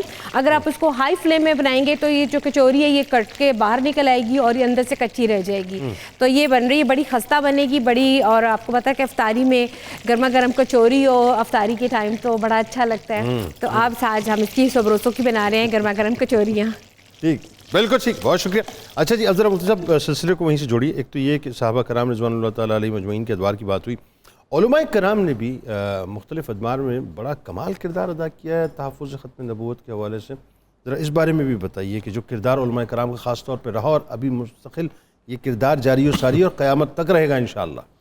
جنید بھائی، حبیب خدا حضور اکرم صلی اللہ علیہ وآلہ وسلم کی ذات کے حوالے سے کوئی بھی مسئلہ کھڑا کیا گیا تو تمام علماء، مشائخ، صوفیہ، اکابر، اصاغر، متقدمین، متاخرین سب پیش نظر آئے۔ ایسے ہی چاہے وہ مسئلہ ختم نبوت ہو یا مسئلہ ناموس رسالت، بالکل ٹھیک ہے، ہر حوالے سے صحابہ اکرام علیہم الرضوان سے لے کر آج تک تمام امت کے اہل علم سینسیٹیو رہے، سنجیدہ رہے، اور صف اول میں رہے۔ بالکل ٹھیک۔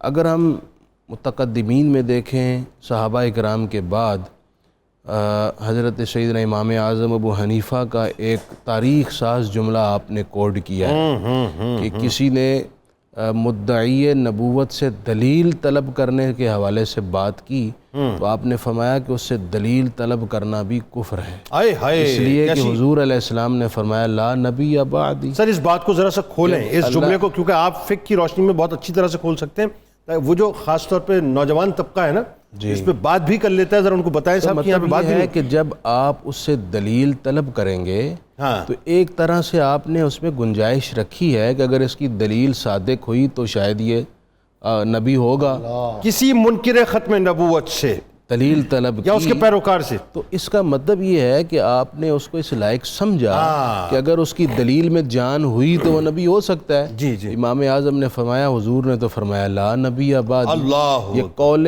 رسول کی تنکیر لازم آتی ہے، قول رسول کا انکار لازم آتا ہے، عقیدہ ختم نبوت کا انکار لازم آتا ہے، لہٰذا یہ کفر ہوگا، کیونکہ سرکار نے فرما دیا لا نبی بعدی، میرے بعد کسی طرح کا کوئی نبی نہیں ہے۔ بالکل ٹھیک ہے۔ اچھا، پھر امت پہ جب کبھی کوئی مسئلہ کھڑا ہوا، آپ زیادہ دور نہ جائیے، ہمارے 1973 میں کتنی بڑی ایک تحریک چلی اور ہمارے تمام اکابر علماء نے بھرپور کوششیں کیں اور آئین پاکستان میں قانون بنایا گیا، بالکل صحیح، آئین کا حصہ قرار دیا گیا اس مسئلے کو، اور اس میں میں کسی ایک مسلک کی تخصیص نہیں کرنا چاہ رہا، بالکل ٹھیک ہے، وہ امت کا معاملہ تھا، امت نے حل کیا، امت کا مسئلہ تھا، تمام مسالک نے امت بن کر ایک ہو کر اس مسئلے پر جب تحریک چلائی تو کیا ہوا، قانون بن گیا، بالکل ٹھیک ہے، آئین کا حصہ بن گیا۔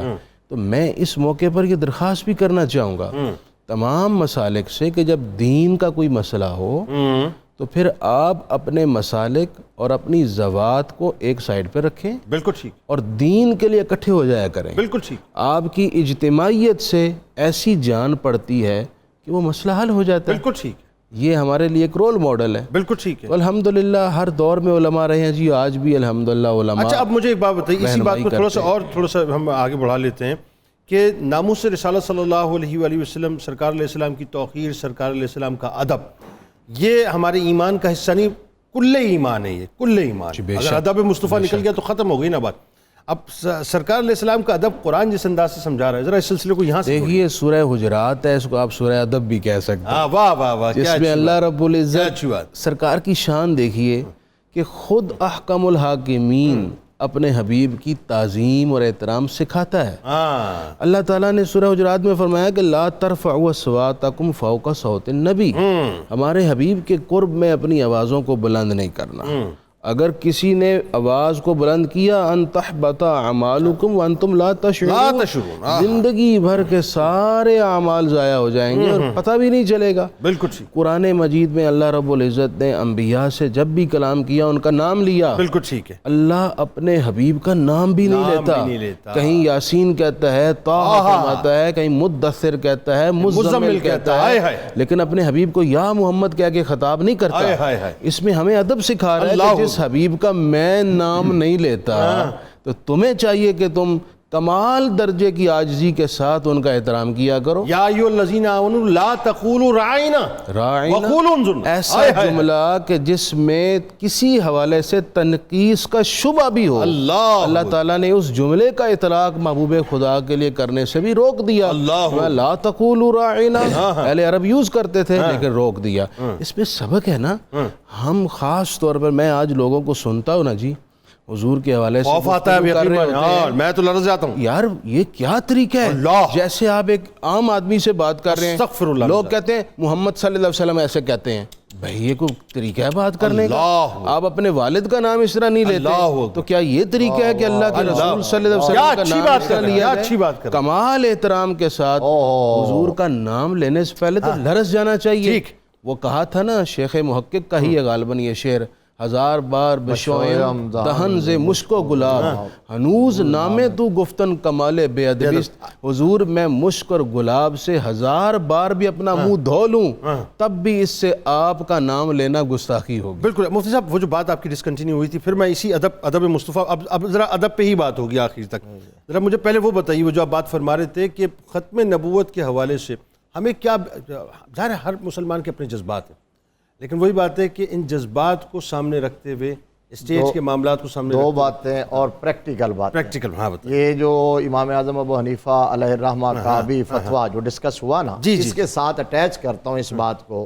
یمامہ کا میدان ہے, صحابی رسول ہیں حضرت زید بن حضرت ثابت رضی اللہ تعالیٰ عنہ, مجھے نام تھوڑا سا ابھی ذہن سے محو ہو گیا, تو حضرت حبیب بن زید رضی اللہ تعالیٰ عنہ, اور اگر میں غلط نہیں حضرت ام عمارہ رضی اللہ تعالیٰ عنہ کے صاحبزادے شہزادے تھے یہ. آپ دیکھیے انہیں گرفتار کر کے جب لایا گیا نا مسلمہ کے سامنے, تو اس نے بڑی دھمکیاں دی مسلمانوں کو کیا کرنا ہے, یعنی ختم نبوت پر کتنا پختہ ایمان رکھنا ہے وہ یہ حدیث بتا رہی ہے. کہا دھمکیاں دینے کے بعد اس نے کہا کہ یہ بتاؤ کہ مجھے نبی مانتے ہو, تو آپ نے کہا کیا کہا, کیا کہا, سنائی نہیں دیا. مفتی صاحب قبلہ, مفتی صاحب آپ نے کہا کیا کہا, تو اس نے کہا اچھا یہ شاید اس کو آہستہ سنتا. اس نے اونچی آواز میں کہا مجھے نبی مانتے ہو, آپ نے فرمایا. پھر تیسری مرتبہ کہا مجھے نبی مانتے ہو, آپ نے فرمایا مجھے. اس نے کہا اچھا یہ بہر ہے, کسی نے کہا نہیں یہ مکر کر رہے ہیں معاذ اللہ, تو معاذ اللہ, تو کہا کہ یہ سنتے ہیں. اس نے کہا اچھا آزما لیتے ہیں. اس نے کہا یہ بتاؤ کہ محمد صلی اللہ علیہ وسلم کو نبی مانتے ہیں, دل و جان سے مانتا ہوں. تو بات سے یہ اتنا کلیئر مسئلہ ہے کہ ختم نبوت کے خلاف بات سننی نہیں ہے. ایک بات یہ پریکٹیکل. دوسرا کام یہ کرنا ہے کہ یہ جتنے سازشی لوگ ہیں جن کے آپ نے نام لیے, چاہے کوئی انٹرنل ہو یا ایکسٹرنل ہو, ختم نبوت پر حملہ کرتا ہے, ناموس رسالت پر کرتا ہے, حرمت قرآن پر کرتا ہے, عظمت صحابہ پر, عظمت اہل بیت پر, کرنا کیا چاہتے ہیں؟ ہاں انتشار انتشار پھیلانا چاہتے ہیں، ہمیں ہماری بنیاد سے کاٹنا چاہتے ہیں، بہت سی چیز، ہمیں مصطفیٰ کے قدموں سے دور کرنا چاہتے ہیں، ہم نے ان کو ناکام کرنا ہے، ہم نے حضور کے اتنا ہی قریب ہونا ہے. بالکل ٹھیک، ہم نے آقا کریم صلی اللہ علیہ وسلم کی تعلیمات کو اتنا ہی زیادہ حرز جان اور ورد زبان بنانا ہے. آقا کریم صلی اللہ علیہ وسلم کی سنتوں پر عمل پیرا ہونا ہے، دین اسلام کے ساتھ اٹیچمنٹ بڑھانی ہے کہ وہ ناکام ہو جائیں. اقبال نے کہا تھا کہ یہ فاقہ کش جو موت سے ڈرتا نہیں، ذرا روح محمد اس کے بدن سے نکال دو. وہ در حقیقت وہ روح محمد نکالنا چاہتے ہیں لیکن وہ ناکام رہیں گے، ناکام ہیں، ناکام رہیں گے. کیوں بھلا؟ اس لیے کہ نور خدا ہے، کفر کی حرکت پہ خندہ زن، پھونکوں سے یہ چراغ بجھایا نہ جائے گا. اس میں وہ ناکام کوشش کرتے ہیں اس کو بجھانے کی. ان کی نسلوں میں سے لوگ قرآن کو سٹڈی کرنا شروع کر دیتے ہیں، حضور کا اسوہ پڑھنا شروع کر دیتے ہیں اور دین اسلام کی طرف آنا شروع کر دیتے ہیں. اچھا اس میں چونکہ ظاہر بات تھوڑی سی سوالے سے چل پڑی تو یہ بھی ذرا سے ایک ساتھ ساتھ بتائیے ذرا تنولی صاحب، پوری دنیا میں ظاہر ہے اس وقت جو ہے اسلامو فوبیا جو ہے وہ اپنے عروج پہ نظر آتا ہے، اور اسی پرسپیکٹو میں اگر آپ بات کریں تو ادب مصطفیٰ صلی اللہ علیہ وآلہ وسلم کے حوالے سے ان کو پتہ ہے کہ جی یہ ان کی مسلمانوں کی پلس ہے. وہ سب سے پہلے مطلب رسول کریم صلی اللہ علیہ وآلہ وسلم کی گستاخی کر کے ہمیں مشتعل بھی کرتے ہیں، ہمیں پرووک بھی کرتے ہیں، ہمارے ایمان کو ٹیسٹ بھی کرتے ہیں. پھر آپ کو پتہ ہے جو مختلف قسم کے جو ایجنڈے ہیں بین الاقوامی طاقتوں کے، جس میں ہندوستان کے ساتھ خاص طور پہ نیکسس ہے، ان کے اپنے فنڈز لگے ہوئے ہیں، وہ ہمارے درمیان پھر ظاہر ہے وہ انتشار اور دیگر صورتیں جو ہے مطلب پیدا کرتے ہیں. سوال یہ ہے کہ اس صورتحال میں جہاں اسلامو فوبیا وقت کے ساتھ بڑھتا رہے گا، جہاں ناموس رسالت پہ معاذ اللہ مطلب یہ جو ہے اپنا کام کرتے رہیں گے، جہاں پہ گستاخانہ خاکوں کا سلسلہ بھی چلتا رہے گا، یہ تھمے گا نہیں، رکے گا نہیں، ہمارے لیے بہت مشکل ترین ٹاسک سامنے کھڑے ہوئے ہیں. ہم کیسے مطلب اس کو ایک مسلمان کی حیثیت سے ڈیل کریں؟ دیکھیں جنید صاحب، گزارش یہ ہے کہ جس سطح پہ جا کے پروپیگنڈا ہو رہا ہے، جس کا ایک ٹائٹل اسلاموفوبیا بھی ہے جس کی طرف آپ نے اشارہ کیا، اسی سطح پہ جا کے اسے کاؤنٹر کرنے کی ضرورت ہے. میں اس کی مثال آپ کو یہ دوں گا، جب اسلاموفوبیا کی پوری دنیا میں ایک فضا بنی تو پاکستان ہی کے ایک نمائندے نے UN میں اس چیز کو اٹھایا اور internationally Islamophobia day, no to Islamophobia day announce ہوا. ٹھیک ہے نا؟ بعین ہی علمی سطح پہ اور بین الاقوامی سطح پہ، ڈپلومیسی کی سطح پہ ہم نے جو اصل امیج ہے اسلام کا اس کو سامنے لے کے آنا ہے. بالکل ٹھیک. دنیا کیا چاہتی ہے؟ ایک پیسفل ورلڈ. بالکل صحیح. یونائٹڈ نیشن کیا چاہتی ہے؟ بالکل صحیح. ایک پرامن دنیا، یہ خواب ہے. کیا پرامن دنیا ان ہستیوں کی توہین کر کے وجود میں آئے گی جنہوں نے دنیا کو امن کا پیغام دیا؟ بالکل ٹھیک ہے، نہیں ہوئے گی. جنہوں نے دنیا کو امن کی فاؤنڈیشنز فراہم کی، ان کی توہین کر کے، ان کی اہانت کر کے ہم یہ آبجیکٹیو اچیو کر سکتے ہیں؟ قطعاً نہیں کر سکتے. مجھے ایک سوال آپ سے ذرا سمجھنا ہے. آپ چونکہ ظاہر ہے مطلب سرکاری عہدوں پہ بھی رہیں، اور اس وقت مجھے میرا یہ حسن ظن ہے بہت سے سرکاری عہدوں پہ اس وقت براجمان لوگ ہمیں دیکھتے بھی ہیں، اور جو حساس پوسٹ پہ موجود ہیں وہ بھی ہمیں دیکھ رہے ہوتے ہیں. میں ایک سوال رینڈملی آپ سے، مفتی صاحب آپ سے بھی کرنا چاہوں گا، آپ تینوں آپ سے، کیا ناموس رسالت کا معاملہ، کیا رسول کریم صلی اللہ علیہ وآلہ وسلم کی ختم نبوت کا معاملہ، خاص طور پہ ناموس رسالت، کوئی انٹرنیشنل ایکسپوجر میں یہ بات بہت آتی ہے، یہ ہمارا اسٹیٹ ورڈکٹ نہیں ہونا چاہیے باقاعدہ؟ کیونکہ دین اسلام کے نام پر یہ ملک قائم ہوا ہے، اسلامی جمہوریہ پاکستان ہے، یہ اسٹیٹ کا ورڈکٹ نہیں ہونا چاہیے کہ ہم ہر فورم پہ جا کے اس بات کو دیکھیں جنید صاحب، میں نے اپنی بات کا آغاز یہاں سے کیا تھا کہ آئین پاکستان میں ختم نبوت کا جو کانٹینٹ ہے یہ بانیان پاکستان کا ویژن ہے. جی جی ٹھیک ہے نا؟ دیکھیں علامہ اقبال نے پاکستان کے اور الگ ریاست کے جواز کے لیے جو آخری تحریر شائع کروائی تھی، نثری تحریر، میں شعر کی بات نہیں کر رہا، شعر میں گنجائش ہے انٹرپریٹیشن کی، جی جی نثری تحریر شائع کروائی تھی اپنے وصال سے 4 مہینے پہلے. ٹھیک ہے، 3-4 مہینے پہلے، اور ان کی زندگی کی آخری تحریر تھی. اس میں انہوں نے لکھا ہے، اگر مجھے ایک ایسا ملک ملے جس میں اسلام پہ نہ چل سکوں، جس میں اسلام کی اقدار محفوظ نہ ہوں، ایسے ملک کے لیے اور ایسی آزادی کے لیے کوشش کرنے کو میں حرام سمجھتا ہوں. یہ قائد اعظم کے جملے، علامہ اقبال کے جملے، اور اس کے لیے لاٹھیاں کھانا، قید میں جانا میں حرام سمجھتا ہوں. دیکھیں علامہ اقبال کا بڑا واضح موقف ہے، دیں ہاتھ سے دے کر اگر آزاد ہو ملت، ہے ایسی تجارت میں مسلمان کا خسارہ. ٹھیک ہے، واہ واہ واہ، کیا بات. پاکستان بنا ہے آئیڈینٹی کو پریزرو کرنے کے لیے، اور آئیڈینٹی کی جو کمپرومائز ہو جائے تو آبجیکٹیو ہی ختم ہو گیا. سر اب بات یہ کر رہا ہوں میں کہ جس آئیڈینٹی کی پریزرویشن کی آپ بات کر رہے ہیں، اس آئیڈینٹی کی جو بنیاد ہے وہ تو ناموس رسالت ہے، وہ کو عقیدہ کیا میں کنورس کر رہا ہوں؟ قطعاً نہیں. اچھا، وہ نہیں، آئیڈینٹی کی بنیاد ناموس رسالت نہیں، وہ آئیڈینٹی ہے ہی ناموس رسالت. بالکل ٹھیک ہے، بالکل ٹھیک، بالکل ٹھیک. وہ آئیڈینٹی آج خود ناموس رسالت ہے. اب وہی ہے نا، دیکھیں نا رسول اللہ صلی اللہ علیہ وسلم کی دیکھیں پاکستان کیوں بنا؟ تو پھر اس کا مطلب میں وہ سوال میرا وہیں آ گیا صرف محمد رسول اللہ کے لیے بنا ہے. بالکل ہاں. تو پھر سر وہی بات آ گئی نا, اسٹیٹ کا ورڈکٹ پھر یہ نہیں ہونا چاہیے. ناموس رسالت مجھے بتائیے کہ جب کوئی ایونٹ ہوتا ہے, جب خدا نخواستہ مطلب کوئی ملعون کھڑے ہو کے مغرب سے جو ہے سرکار علیہ السلام کے کیریکیچرز بناتا ہے, تو اس میں صرف ایک رینڈم سے اسٹیٹمنٹ آ جاتا ہے, قرارداد آ جاتی ہے. باقاعدہ ہمارا یہ ورڈکٹ کیوں نہیں ہے؟ جس وقت تک ہم اس کمزوری سے نہیں نکلتے, میں آپ کی خدمت میں عرض کرتا ہوں, ابھی آپ کیپٹل پہ جو واشنگٹن کا ہیڈ ہے کیپٹل, وہاں کھڑے ہو کے آئین امریکہ کے خلاف بات کریں, اس کی کیا سزا ہوگی؟ اس کی کیا سزا ہوگی؟ کیا وہ برداشت کریں گے؟ کسی ملک کے آئین کی نفی کریں وہ برداشت کریں گے؟ قطعاً نہیں برداشت کریں گے. گزارش یہ ہے کہ جتنی ہم اس پہ کمزوری دکھائیں گے اتنا ہی زیادہ اس پہ ہمیں سفر کرنا پڑے گا. یہی بات ہے, اور ہم کمپرومائزنگ ہو گئے, اس میں کوئی دوسری رائے نہیں ہے. یعنی بات یہ ہے کہ مجھے کہنے دیجئے جملہ ناظرین کہ ظاہر ہے چونکہ غلام کے پاس اپارچونیٹی نہیں ہوتی کوئی, ذہن میں رکھیے گا. غلام کے پاس جو ہے کوئی اسکیپ وے نہیں ہوتا. غلام کے پاس جو ہے وہ ظاہر ہے آزادی نہیں ہوتی. غلام ہوتا ہے نا, وہ تو حبس سے بے جا میں ہوتا ہے. ہم غلامی در غلامی در غلامی در غلامی در غلامی کی زنجیروں میں اس حد تک جکڑ دیے گئے, اور ڈالرز کے قرضوں تلے اور سود کے قرضوں تلے اس حد تک ہماری گردنیں دب گئی ہیں. اب جو مغرب چاہتا ہے ہم وہی کرتے ہیں, چاہے وہ ٹرانسجینڈرز کے نام پہ دیکھ لیجئے نا صاحب, ٹرانسجینڈر سے باہر نکل کے بعد LGBTQ کے نام پہ یا ناموس رسالت کے نام پہ ہم کمپرومائزنگ ہو گئے ہیں. اب بات وہی ہے کہ اس سے ہمیں نکلنا ہوگا, ورنہ نام بھی ناموں میں نہیں ہوگا. ہاں جی منیرہ صاحبہ بتائیے ذرا. جی میں نے جو تھی تمام ریسپیز اپنی جو بنائی وہ ڈش آؤٹ کر کے رکھ کے پریزنٹ کر دی ہیں, جس میں بھنڈی بھی ہے, اچاری بھنڈی, اس میں اچار کا بہت اچھا فلیور آ رہا ہے, اور ساتھ میں جو ہے کڑی پکوڑا, اس میں علیحدہ سے بھی پکوڑے رکھے ہیں, اس میں بھی ایڈ کر دی ہیں, اور ساتھ میں آپ دیکھ سکتے ہیں سیلڈ, اور ساتھ میں جو تھا خربوزہ اور گرما چاٹ وہ بھی بنا دی ہے, اور جو ایلمنڈ اس کی الائچی کی جو ڈرنک تھی وہ بھی بنا دی ہے. الائچی کی ڈرنک بالکل ٹھیک ہے, زبردست ہو گیا, بہترین, کیا زبردست پریزنٹیشن ہے.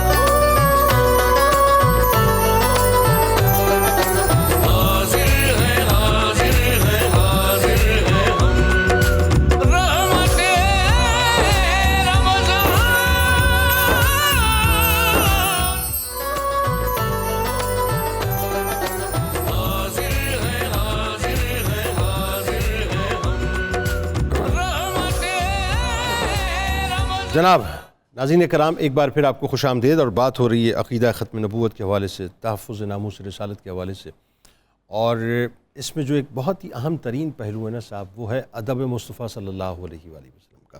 ابتدائی طور پہ کچھ گفتگو مفتی صاحب سے ہوئی. صحابہ کرام رضوان اللہ تعالیٰ علیہم اجمعین جس انداز سے سرکار مدینہ صلی اللہ علیہ وآلہ وسلم کا ادب کیا کرتے تھے مفتی صاحب, قرآن نے جس انداز سے تعلیمات ہمیں بتلائی ہیں, اس حوالے سے بتائیے ذرا. اچھا جنید صاحب, میں ایک بات یہ بنیادی طور پر کرنا چاہتا ہوں کہ ادب مصطفیٰ بحیثیت مسلمان تو ہم پر لازم ہے ہی, اس میں کوئی دوسری رائے نہیں ہے, لیکن ادب سکھانا اور ادب کو قائم رکھنا اور خلاف ادب امور کا خاتمہ کرنا یہ ریاست کی ذمہ داری ہے. واہ واہ واہ. ریاست اس حوالے سے اپنی ترجیحات کو طے کرے.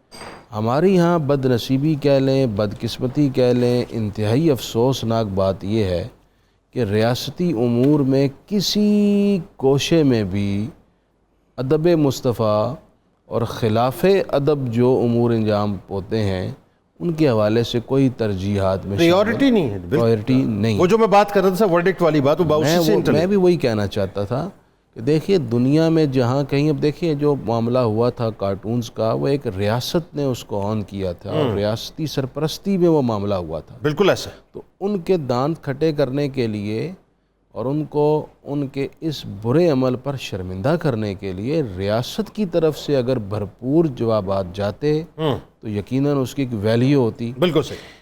تمام, یہ صرف پاکستان کی بات نہیں ہو رہی, تمام اسلامی ریاستوں کی یہ ذمہ داری ہے. بالکل ہے. سو ہمارے ملک میں بھی ادب کو قائم رکھنے کے لیے ریاست کی کچھ ذمہ داریاں ہیں. مثلا بالکل اس وقت ادب کے خلاف سب سے آسان اگر کوئی فورم ہے نا, وہ ہے سوشل میڈیا. بالکل صحیح.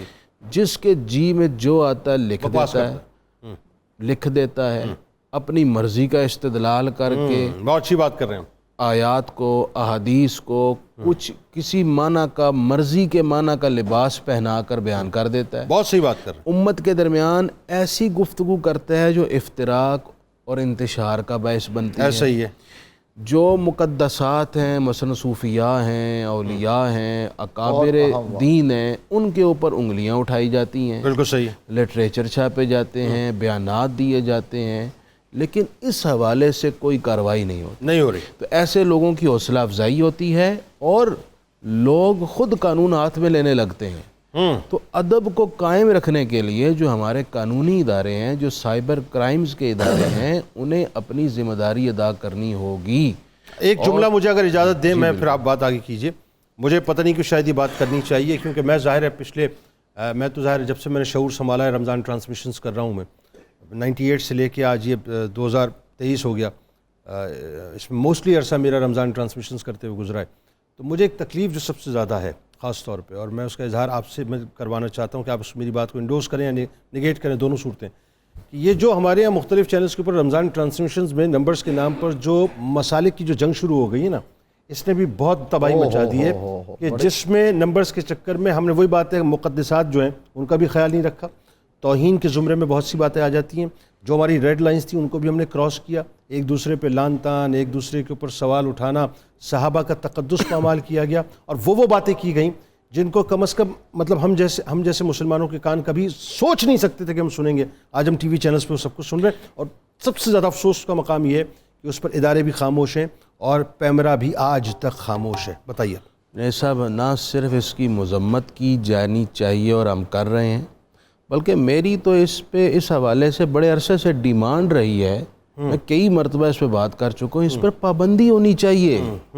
دیکھیے، ہم آپ یہاں ایک گفتگو کر رہے ہیں تو ہمارا مقصد ہے لوگوں کو ایجوکیٹ کرنا، نہیں لوگوں کو کنفیوز کرنا تو ہمارا مقصد نہیں ہے نا، لوگوں کو لڑانا مقصد تو نہیں ہے. تو جہاں اگر ملک میں فساد پھیلانے کا سبب بنا جا رہا ہے کوئی پروگرام، تو ایسے پروگرام کی اس نوعیت کو چینج کرنا چاہیے. کوئی پروگرام نہیں، کئی ایک رمضان ٹرانسمیشن، اس کے لیے اخلاقی لائحہ عمل طے ہونا چاہیے، اور اس پر عمل درآمد کروانے کے لیے بھرپور نظر رکھنی چاہیے، مانیٹرنگ ہونی چاہیے. پھر اگر کوئی کہیں خلاف ضابطہ کچھ ہو رہا ہے تو اس پر پھر ایکشن بھی ہونا چاہیے.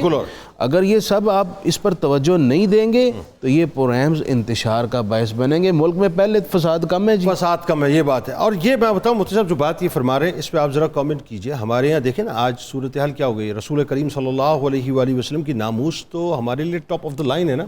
یعنی اس کائنات کو ایک پلڑے میں رکھیے اور دوسرے پلڑے میں سرکار علیہ السلام کی ناموس رکھیے تو ایسی ہزاروں کائناتیں آ جائیں سرکار علیہ السلام کی ناموس پہ جو قربان ہے. سوال یہ ہے کہ اب ٹرکل ڈاؤن ایفیکٹ یہ ہوا کہ سرکار علیہ السلام کی ناموس پہ جو ہے وہ ظاہر بات ہو رہی تھی، صحابہ کی ناموس کا بھی مسئلہ آ گیا، اہل بیت کی ناموس کا بھی مسئلہ آ گیا، اولیاء کرام کی ناموس کا بھی مسئلہ آ گیا، زبانیں کھل گئی ہیں، ادب ختم ہوتا جا رہا ہے. ادب کیسے پیدا ہو یہ بتائیے. اور ان کو لے کے چینلز پہ آ گئے، جو ہمارا قومی میڈیا اس پہ آ گئے. میں اس میں ایک جملہ آپ کی اجازت سے یہ کہوں کہ جو پارٹیسپینٹ ہیں وہاں ان کو اتنی بھی سینس نہیں ہے کہ کلاس روم کی باتیں پبلک میں نہیں کی جاتی. اور یہ ایک آپریشن تھیٹر ہوتا ہے، اس کا معاملہ ہوتا ہے، اور ایک جو ہے نا وہ آؤٹ ڈور کا معاملہ ہوتا ہے، دونوں میں فرق. اور یہ دین کی خدمت نہیں ہو رہی ہے، یہ سوشل میڈیا کے خلاف سازش ہو رہی ہے، یہ سازش ہو رہی ہے اور سوچی سمجھی سازش ہو رہی ہے، دین کے خلاف بھی، علماء کے خلاف بھی یہ اختلاف ہے. اب جہاں تک یہ سر مجھے ایک بات بتائیے، میں ذرا آپ سے ذرا اس عشق کی منزل پہ آپ کے ساتھ جانا چاہ رہا ہوں کہ جہاں پر صحابہ کرام رضوان اللہ تعالیٰ علیہم اجمعین جس انداز سے سرکار مدینہ کا تقدس، ان کا احترام، ان کے ادب کے کئی واقعات ملتے ہیں، کچھ وہ سنائیے نا ہمیں. دیکھیے جی جنید صاحب، وہاں تو اگر یہ جو آیا کریمہ مفتی صاحب قبلہ نے پڑھی تھی، آتی ہے نا جب لا ترفعوا اصواتکم فوق صوت النبی، تو صحابہ گھروں میں بیٹھ جاتے ہیں کہ کہیں ہم جائیں سرکار کی بارگاہ میں تو ہماری آواز پس، انہیں پھر بلایا جاتا ہے بھائی یہ آپ کے بارے میں نہیں ہے، آپ آ جاؤ. اور ادب گاہست تیرے آسماں از عرش نازک تر، نفس گم کردہ می آیت جنید و با یزید اینجا. یہاں بھی ایک اور المیہ سن لیجئے، آپ بھی جاتے ہیں، ہمیں بھی حاضری کا شرف ملتا ہے. سرکار کی بارگاہ میں جو لوگ اب جا رہے ہوتے ہیں، معاذ اللہ ثم معاذ اللہ، ایک ہاتھ میں موبائل ہوتا ہے، دوسرے ہاتھ میں جوتا ہوتا ہے اپنا اٹھایا ہوتا ہے، اور مدینے والے کو سلام کرنے جا رہے ہیں.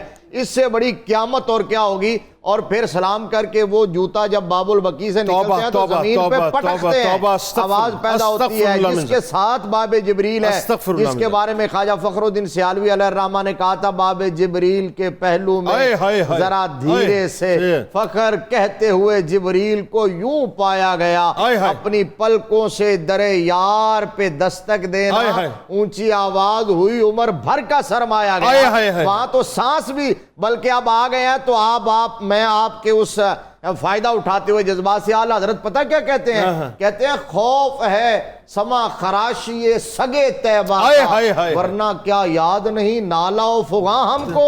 کہتے ہیں تمہارا کیا خیال ہے, ہمیں مدینے جا کے رونا نہیں آتا, گڑ گڑانا نہیں آتا, صدا لگانا نہیں آتا, زنجیر ہلانا نہیں آتا, جھولی پھیلانا نہیں آتا, دروازہ کھٹکھٹانا نہیں آتا, سب کچھ آتا ہے, لیکن سانس بھی آہستہ لیتا ہوں کہ کہیں مصطفیٰ کے شہر میں سوئے ہوئے کتے کے آرام میں خلل نہ آ جائے.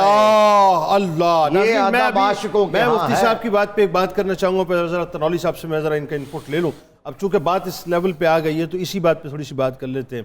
ادب مصطفیٰ صلی اللہ علیہ وآلہ وسلم اس کائنات کا پہلا اور آخری منشور ہے صاحب. اگر مسلمانوں میں سے سرکار علیہ السلام کا ادب نکل گیا, دیکھیں ہم نے اولیاء کا تو ادب نکال دیا, ہم نے صحابہ کا تو ادب معاذ اللہ ثم معاذ اللہ نکال دیا, ہم نے اہل بیت تک کو جو ہے معاذ اللہ نہیں چھوڑا اس معاملے میں. اب سرکار علیہ السلام تک ہم پہنچ گئے, اور سرکار علیہ السلام کے بارے میں جیسا بھی مفتی صاحب نے فرمایا جس انداز سے باتیں ہو رہی ہیں, تو پھر تو ہمارے پاس ایمان تو نہیں رہ جائے گا. تنولی صاحب بتائیے ذرا. جی جنید صاحب, یہ ایک المیہ ہے اور اس دور کا فتنہ ہے کہ جو حدود تھیں وہ حدود بتدریج پامال ہوتی چلی جا رہی ہیں, اور یہ دراصل بارڈرز ہیں. صحابہ اکرام کا ادب, اولیاء اکرام کا ادب, اہل بیت اطہار کا ادب, یہ ادب رسالت مآب کی طرف بڑھنے کا کرینہ ہے. جب آپ ان ہستیوں کا ادب کرتے ہیں تو آپ کو تربیت ملتی ہے کہ اس بارگاہ کا ادب کیا ہے. تو ہمیں ہر سطح پہ جہاں کہیں بھی ادب کے یہ معیارات ہرٹ ہو رہے ہیں, پامال ہو رہے ہیں, اس کا سد باب کرنا چاہیے. ہمیں تربیت کے ذریعے سے, قانونی اقدامات کے ذریعے سے, انتظامی اقدامات کے ذریعے سے, تبلیغ کے ذریعے سے, تبلیغ و ارشاد کے ذریعے سے اس کلچر کو ڈیولپ کرنا ہے جو ادب کا کلچر ہے. بالکل صحیح. جب تک ادب کا کلچر پیدا نہیں ہوگا جنید صاحب, اس وقت تک نہ دین کی برکت آئے گی, نہ دین کی مبادیات پہ ہم قائم رہیں گے, نہ دین کے اوپر ہماری کوئی حمیت اور غیرت باقی بچے گی. کیونکہ بات تو یہیں سے شروع ہو رہی ہے نا. جب ادب ہی نہیں ہوگا, عظمت ہی قلب میں نہیں ہوگی, تو اس ادب اور اس عظمت کے تحفظ کے لیے کھڑا کون ہوگا اور اس کے لیے بات کون کرے گا. یعنی صحابہ کا طرز عمل یہ ہے کہ آپ کی بارگاہ میں بیٹھیں تو ایسے بیٹھیں جیسے پرندے ان کے سروں کے اوپر ہیں, اور ذرا سا وہ ہلے تو پرندے اڑ جائیں گے, پرندے اڑ جائیں گے. اور ہمارا عالم یہ ہے کہ ہم سرکار کا ذکر کریں تو معاذ اللہ سوشل میڈیا کے اوپر ایسے ذکر کریں جیسے ہم عام لوگوں کا ذکر کرتے ہیں. اتنا زمین آسمان. بلکہ قرآن مجید میں ہے, ہیلو ایمان والو, رسول صلی اللہ علیہ وسلم کو اس طرح نہ بلاؤ جیسا تم آپس میں ایک دوسرے کو بلاتے ہو. منع کیا گیا, منع کیا گیا. تو ان پیمانوں کو ہم نے سامنے رکھنا ہے, اصولوں کو سامنے رکھنا ہے. بالکل صحیح. ناظرین, میں ایک بات آخر میں آپ سے کرنا چاہتا ہوں. کل میرے پاس ایک ویڈیو کسی صاحب نے مجھے بھیجی, اور وہ روضہ رسول صلی اللہ علیہ وآلہ وسلم پر وہ حاضری دے رہے تھے. تو وہ حاضری دیتے ہوئے ظاہر ہے مطلب انہوں نے ایک ویڈیو جو ہے وہ پوری فلمائی تھی, وہ مجھے انہوں نے سینڈ کی, کوئی تقریباً 2-2.5 منٹ کی ویڈیو تھی. ظاہر کسی بھی مسلمان کے سامنے جب سنہری جالیاں آتی ہیں تو وہ سنہری جالیوں کو دیکھ کے تو ویسے ہی مسلمان جو ہے وہ اس وقت عجیب ہو جاتا ہے کہ کاش میں اس وقت وہاں موجود ہوتا ان کی بارگاہ میں. اسألوک الشفاعۃ یا رسول اللہ صلی اللہ علیہ وآلہ وسلم صدائیں بلند کرتا, کیونکہ وہ ریاض الجنہ کو دیکھ کے انسان سوچتا ہے کاش میں ادھر بیٹھا ہوتا اور کبھی جنت کے ٹکڑے کو اور کبھی صاحب جنت کو دیکھتا. تو وہ تو کیف و سروری کچھ اور ہوتا ہے نا. لیکن میں آپ کو بتاؤں سچ بات ہے, میں اس ویڈیو کو 2-2.5 منٹ کی ویڈیو تھی ناظرین, میں نے اس کو بار بار دیکھا, اور میں دیکھ کے سنہری جالیوں کو تو ظاہر ہے میں اس میں تو میں ہو گیا تھا, لیکن اس کے بعد میں ایک اور منظر میں جو ہے انتہائی کڑن کے ساتھ میں ہو گیا. جتنے مسلمان آ رہے تھے مفتی صاحب, جتنے مسلمان آ رہے تھے, میں بلا مبالغہ آپ کو کہہ رہا ہوں, اور میں اگر آپ کہیں گے تو میں اس وقت آپ کو یہ پلے کر کے دکھا دوں گا. میں میرا خیال ہے مور دین 95% مسلمانوں کے ہاتھ میں موبائل فون تھا, اور وہ ویڈیو بناتے ہوئے آ رہے تھے, وہ ویڈیو بناتے ہوئے آ رہے تھے. کعبہ میں بھی یہی ہے, اور روضہ رسول کی وہ ویڈیو بنا رہے تھے. میں ایک بات آپ سے عرض کروں ناظرین, ذرا کیمرہ اگر مجھے دکھائیں, میں ایک بات عرض کرنا چاہتا ہوں. سانسیں کیسے چل رہی ہوتی ہیں سرکار کی بارگاہ میں, مجھے تو آج تک یہ بات سمجھ نہیں آئی صاحب, سانسیں کیسے چل رہی ہوتی ہیں. یعنی وہ اس حد تک ادب کا مقام ہے کہ انسان اپنے گناہوں کی پٹلیا کو جو ہے اپنے گناہوں کی پٹلیا کو اپنے کاندھوں پر لاد کر دبے لچے قدموں کے ساتھ الصلاۃ والسلام علیک یا رسول اللہ کہتے ہوئے جب جا رہا ہوتا ہے، کیونکہ تیری معراج کہ تو جانے کہاں تک پہنچا، میری معراج کہ میں تیرے قدم تک پہنچا. یعنی جب معراج ملنے والی ہے تو اس وقت موبائل فون ہاتھ میں، ارے صاحب اس وقت تو آپ کا سر جھکا ہونا چاہیے، آپ دنیا و مافیہ سے جو ہے بالکل کٹ کے رہ جائیں. آپ کی روح کہاں ہو، آپ کا جسم کہاں ہو، آپ کا وجود کہاں ہو، آپ کو کچھ معلوم نہ ہو صاحب. آپ اس وقت صرف اور صرف یا رسول اللہ کی صداؤں کو بلند کرتے ہوئے، اشکوں کو بہاتے ہوئے، اپنے سر کو جھکا کر انتہائی دبے لچے قدموں کے ساتھ آہستہ آہستہ، قدم کی بھی آواز نہیں آنی چاہیے، قدم کی بھی آواز نہیں آنی چاہیے، بہت آہستہ آہستہ جا کے آپ جب ریاض الجنہ کو کراس کر لیں تو سر کو وہاں بھی نہیں اٹھانا، نہ سر کو وہاں بھی نہیں اٹھانا، وہاں بھی صرف سنہری جالیوں کے سامنے جو ہے سر کو جھکا کے کھڑے ہونا ہے. بھائی منظر دیکھنے تھوڑی آئے ہیں جن کے لیے مناظر بنائے اللہ تعالیٰ نے، بس ہم تو ان کی بارگاہ میں آئے ہیں بنیادی طور پہ. تو سر کو جھکا کے ان کے سامنے عرض کرنا ہے الصلاۃ والسلام علیک یا رسول اللہ، سلام پیش کرنا ہے، ان کے یاروں کی بارگاہ میں سلام پیش کرنا ہے اور یہ عرض کرنا ہے کہ اسألک الشفاعۃ یا رسول، اسألک الشفاعۃ یا رسول اللہ، اسألک الشفاعۃ یا رسول اللہ. خدا کی قسم اس پروٹوکول کو سمجھ لیجئے صاحب، ہم حاضریاں دینے جاتے ہیں، پتہ نہیں ہم کیا کچھ وہاں پر لٹا کے آ جاتے ہیں. ہونا تو یہ چاہیے تھا کہ بہت کچھ سمیٹ کے وہاں سے آتے، لیکن ہم سب کچھ وہیں پر چھوڑ کر آ جاتے ہیں. اس ادب کو سمجھ لیجئے جو بارگاہ مصطفیٰ صلی اللہ علیہ وآلہ وسلم کا ادب ہے. پھر آپ کو کیف و سرور آئے گا جیسے اعلیٰ حضرت کو کیف و سرور آیا کرتا تھا. ان کے غلاموں کی صف میں شامل ہو کے دیکھیں کہ کیف و سرور پھر ہوتا کیا ہے. بسم اللہ الرحمن الرحیم. اللهم صل على سيدنا ومولانا محمد معدن الجود والكرم وآله وبارك وسلم. یا شاہ جیلان، یا شاہ جیلان، یا شاہ جیلان، یا شاہ جیلان. سقاني الحب كاسات الوصال فقلت لخمرتي نحوي تعالي سعد ومشت نحوي في كؤوس فهمت بسكرتي بين الموالي فقلت لصائر الأقطاب لموا بحالي وادخلوا أنتم رجالي وهموا واشربوا وأنتم جنودي فساق القوم بالوافي ملالي شربتم فضلتي من بعد سكري ولا لنتم علوي واتصالي مقامكم العلا جمع ولكن مقامي فوقكم ما زال علي أنا في حضرة التقريب وحدي يصرفني وحسبي ذو الجلال أنا البازي واشهب كل شيخ ومن ذا في الرجال يعطي مثالي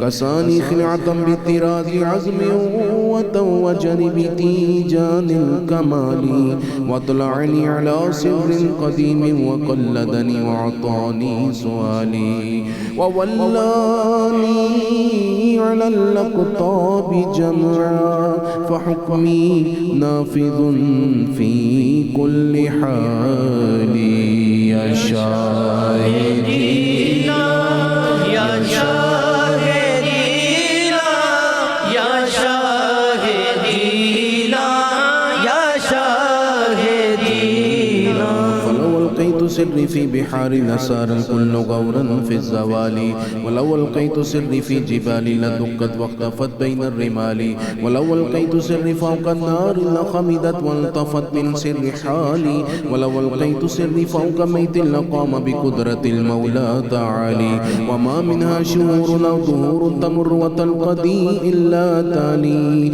وتخبرني بما يأتي ويجري وتعلمني فاقصر عن جدالي مريدي هموتي واشتح وغني وافعل ما تشاء فالاسم عالي مريدي لا تخف الله ربي عطاني رفعة نلت المنال يا شاهدي يا شاهدي يا شاهدي يا شاهدي قبولي في السماء والأرض والمجد قد وشوش السعادة قد بدالي بلاد الله ملكي تحت حكم وقتي قبل قلبي قد سفالي نظرت إلى بلاد الله جمعا كخردلة على حكم اتصالي مريدي لا تخواش فإني عزوم قاتل عند القتال وكل ولي له قدم وإني على قدم النبي بدر الكمال أنا الجيلي محي الدين اسمي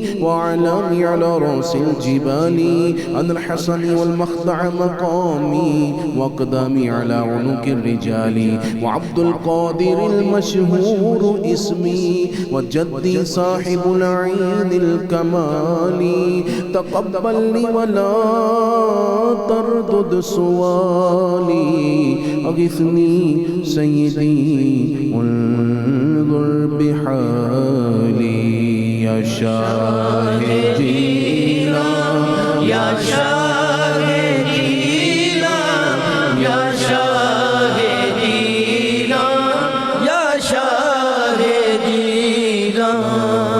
يا الله يا رحمن يا رحيم يا سلام يا رزاق يا حي يا قيوم يا ذا الجلال والإكرام پروردگار عالم جو کلمات خیر آج ہم سب کو کہنے کی سعادت حاصل ہوئی قبولیت کی گھڑیاں اور افطار کا وقت ہے ہمارے ماں باپ کی بخشش آج کے روزے کی قبولیت اور جتنے ہمارے ناظرین آج ہمارے ساتھ شامل ہیں ان میں ان کی فیملیز میں جو بیمار ہیں سب کو شفا دے دے یا اللہ پوری قوم کے تمام تنگ دستوں کو خوشحال کر دے تمام غرباء مفلسین خستہ حال لوگوں کو خیر و برکت اور غیبی رزق سے نواز دے یا اللہ بچوں بچیوں کی طرف سے ماں باپ کو سکھ چین دے جن کے رشتوں میں دراڑیں پڑی ہیں اور ٹوٹنے کے قریب ہیں یا اللہ ان کے دل جوڑ دے یا اللہ ایسا کرم کر کسی کا گھر نہ ٹوٹے یا اللہ اس وقت جو لوگ کرائے پر رہتے ہیں ان پر تو